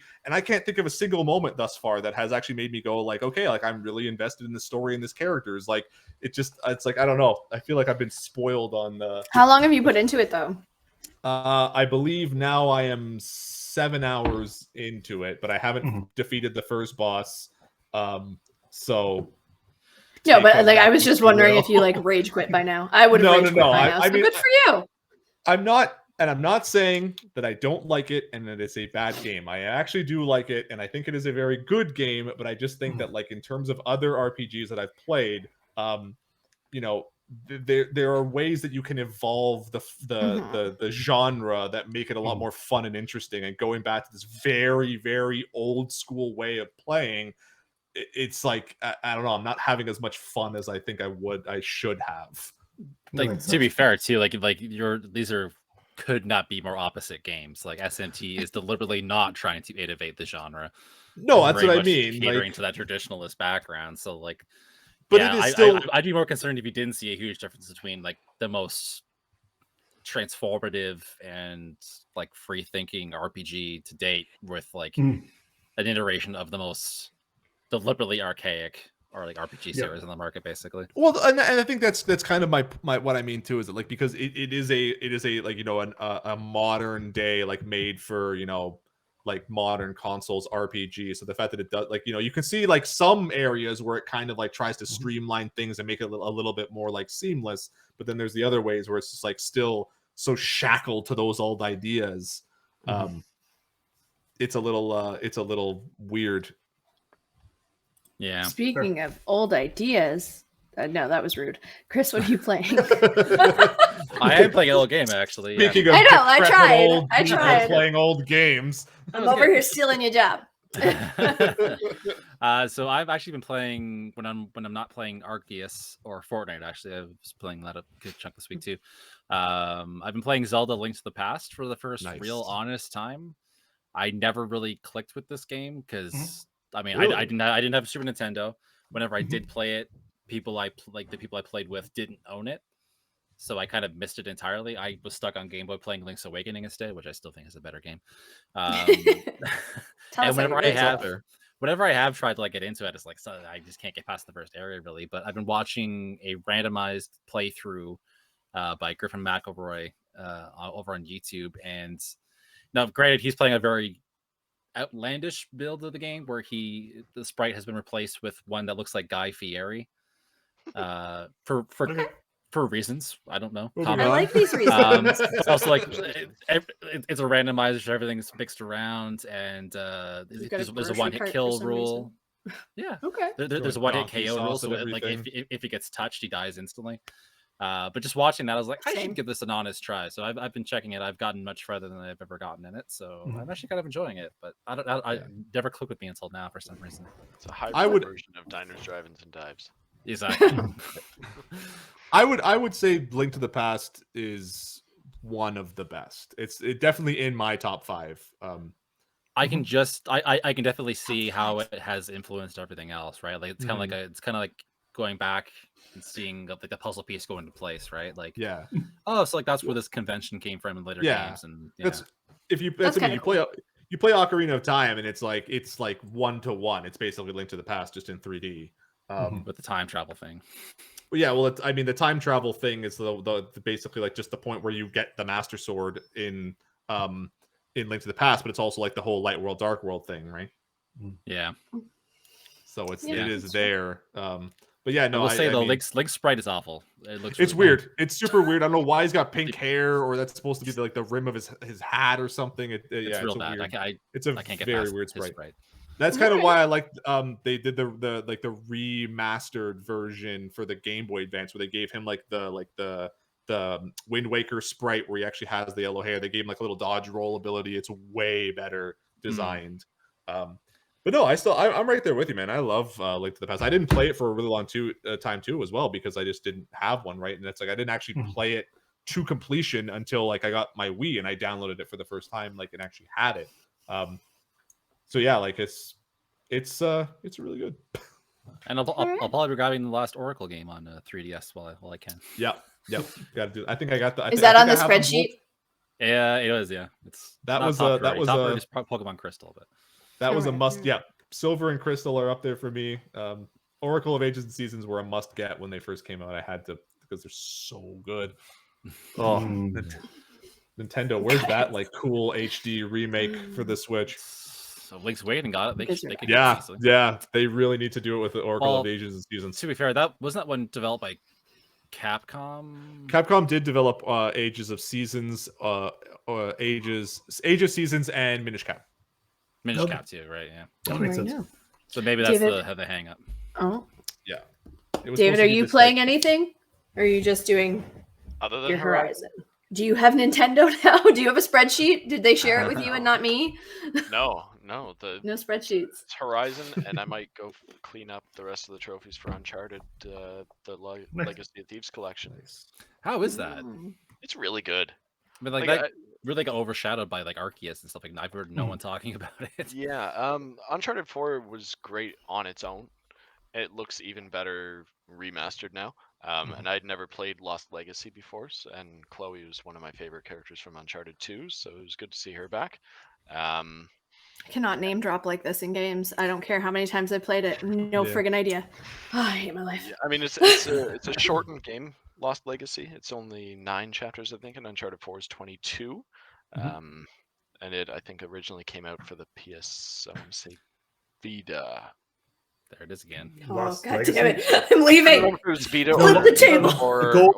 Golden something is Lost Legacy was PS4. And stream. Was it? Okay. Yeah, Golden Abyss was PS Vita. That's right. Yep. I have both. But yeah, other than those two, no. Other than those two massive games, no, I'm good. Just Horizon and Uncharted. Just chilling. Waiting on a few. But that's Brendan, anything on your end? No. You did that Dune preview briefly. Yeah. Okay. He did a Dune Spice Wars preview. Did you control the spice, thus controlling the world? The problem is it's hard to show off an RPG like an RTS and have it look exciting without trying it yourself because it's like little characters moving over there. They built something that looks good. They did. I think that's what was supposed to go there. Yeah. All right. Like trying it, you see the minutia of how a game works. When you're watching it, you just don't get that. And it just I mean, absolutely. There's something you can get from like watching StarCraft competitively, and you see how fast they're doing something, how they're doing. When you're just playing a single player game, there's like they built a base. They started mining space. Like that looks good, I guess. That all looks like it should, but I don't know if it's fun or not. I don't know. No, those kinds of games. Was it fun to watch? I remember way back in the day when my one friend was like trying really hard to get us into World of Warcraft. And like he would like sit us down and he's like, here, watch me play. And it was like the most boring thing to watch anybody do. But then like when I actually sat down and played the game, like I was head over heels in love with it. Like you can't show people RTSs or like those kind of like complex RPGs because they just will not get into them. I'm like that with anything though. Like I can't process something unless I do it myself. Today at work, Brendan asked me something. I said, okay, so tell me what it says. And he said it to me. I looked up and went, I don't know why I asked you to read that to me. I processed none of what just happened. And I have to go read it myself. And I've always been that way. And I'm going to blame Miscast Joe there in the comments. I used to watch him play video games as a child. And I'm probably now traumatized and scarred from it because I used to get kicked out all the time. So now it's just a weird trigger. Can't watch games. But you could like watch someone play like Mario and kind of like get like, okay, it's like this looks fun. Like it's you could get into it. It has to be something different for me though. Like I would have to go and watch like the speed runs or modded versions. Like I can't just watch it. I might go like I'm gonna say it wrong. The Pokemon Legends. Arceus. I want to say Arceus every time. Arceus or Arceus. It's all good. And I still said it wrong, even though you gave me two options. You know what? Great. I used to say Arceus too. Actually, that's how I used to. That might make more sense actually, but that's not how they did with it. Well, they're wrong. But like I've watched that a few times just because I'm curious about it and I want to see if there's anything about it I might like. But to just sit down and be like, okay, you're watching this now. Enjoy. Well, to Brennan's point, it's the RTS, right? Like. Yeah, there's a lot of stuff going on that doesn't come through when you're just watching. If you haven't put your hands on that ball once at least. Yeah. Like the StarCraft stuff, if you played it and you're watching that pro level stuff, it's like, okay, I can translate this to that high level play. Watch that literally, genre it's like, is inherently hard. you don't know how long things take to build. You don't know what Yeah. that really means. You don't know, is this expert play? Are they doing expert things? Is this just the tutorial? I don't know. Does a 6-year-old have the controller? We don't know, and we'll never know. You watch someone play Papers, Please, like you will look at them like they are the weirdest people in the world. You actually sit down and play Papers, Please. It is the most engaging thing you have ever experienced. I feel like that with that game Unpacking. I wonder if anybody's streaming that. I've heard a lot of sure good things about Unpacking. I like it. I've enjoyed it. I have problems, but I'm imagining there's probably somewhere streaming that, and someone is watching it, and that blows my mind. Right now on Twitch, Unpacking has 108 viewers. Hey, we did it! We did it. That's more than the games I stream, so that's and even like I even did like a preview for Total War Warhammer 3, which is also reviewed on our site this week. Even a demo for that is like kind of difficult, right? Because like you're cut off from certain things, you have time limits. To really appreciate RTS, I think you need to get your hands on it and just take your time getting used to it. Hours of a game, and that's how you do it. Like an RTS is not a thing you can do in 10 minutes. Like, I know how to play this game now. Yeah, no, that's mastered. Done and that's nothing against the game. There's nothing against what they've done. No. It looks gorgeous. They've done a great job capturing the world. But I have beyond. They said it did this. I don't know. It is one of those genres that it's hard to preview without trying it, and it's even harder to preview and actually give it a good concept of how it's going to look when it's released, without playing it for like hours. Well, and it's good that you know that too, though. Yeah. You're not just sitting there and being like, this game's great. And then you get your hands on it and be like, none of what they did was what was supposed to happen. Never mind. You know? like someone could do an RTS and they're just building all the buildings they need to do just to show it off. But if you did that in the actual game, like, well, I'm out of money and have done nothing. Cool. Well, I did that in that that tiny build game that I reviewed. It was just, I'm like, oh, I can just throw all the buildings directly on top of each other and have them topple down, but I've now completed my mission and it's totally fine. Cool. So who knows what they're doing, right? Yeah. Did they render a little Timothy Chalamet? That's my question. I didn't see him, but who knows? He could have been tiny. He's a special character. Well, takes place speaking of special unit. Speaking of, I watched that movie recently too, and I was actually quite impressed with how they translated the story. Mm-hmm. I heard you see that in theaters, right? I saw it in theaters. You saw that first half. I watched it on like Blu-ray in 4K, so it's not quite the same effect, but it was quite impressive still. Dennis can take his opinion elsewhere. It's fine on the TV screen. It's Denise, right? Yeah. Denise, I'm probably butchering it. He's French. Come on. Oh, okay. Well, I'm not. I'm horrible speaking French. But I was watching with my wife who has no I've read the book, so I could fall back on that at least. So like at one point, like I was kind of wondering like, how much of this is coming through. Like, is this too obtuse? It is dense. It's dense, but they made it relatable. They made it really. It's easy to follow. Even if you don't understand all the things that are going on, like that guy looks like a dick. Oh, he is a real dick. Cool. Yeah, definitely. They capture enough of it so you can get the tone of the books. You might miss a lot of the minutia of like, why is this random person have so much control? Oh, sure, whatever. Mm-hmm. Yeah, why not? We'll go with it. Like the book is so well written in certain ways. Like there's so many great he went crazy that I love in it. And then he went off the rails entirely with the plot of the whole thing. But there's certain elements you can't translate, but the story itself came through pretty well, and visually spectacular as well. A movie I'll never see. Okay, you'll see it. You can see it. No, I'm just not gonna. Why can't you see it? I heard enough. I'm good. I'm gonna leave it at that. Sounds like someone fears fear. You're right. Which brings the little death. On that note, got a blanket. Now that we're quoting the litany against fear, we should probably wrap things up. Probably. So, if you'd like to read more on these topics and more, you can find full coverage at cgmagonline.com. Be sure to follow CG Magazine on all the socials. Just search for CG Mag. You'll find us one way or another.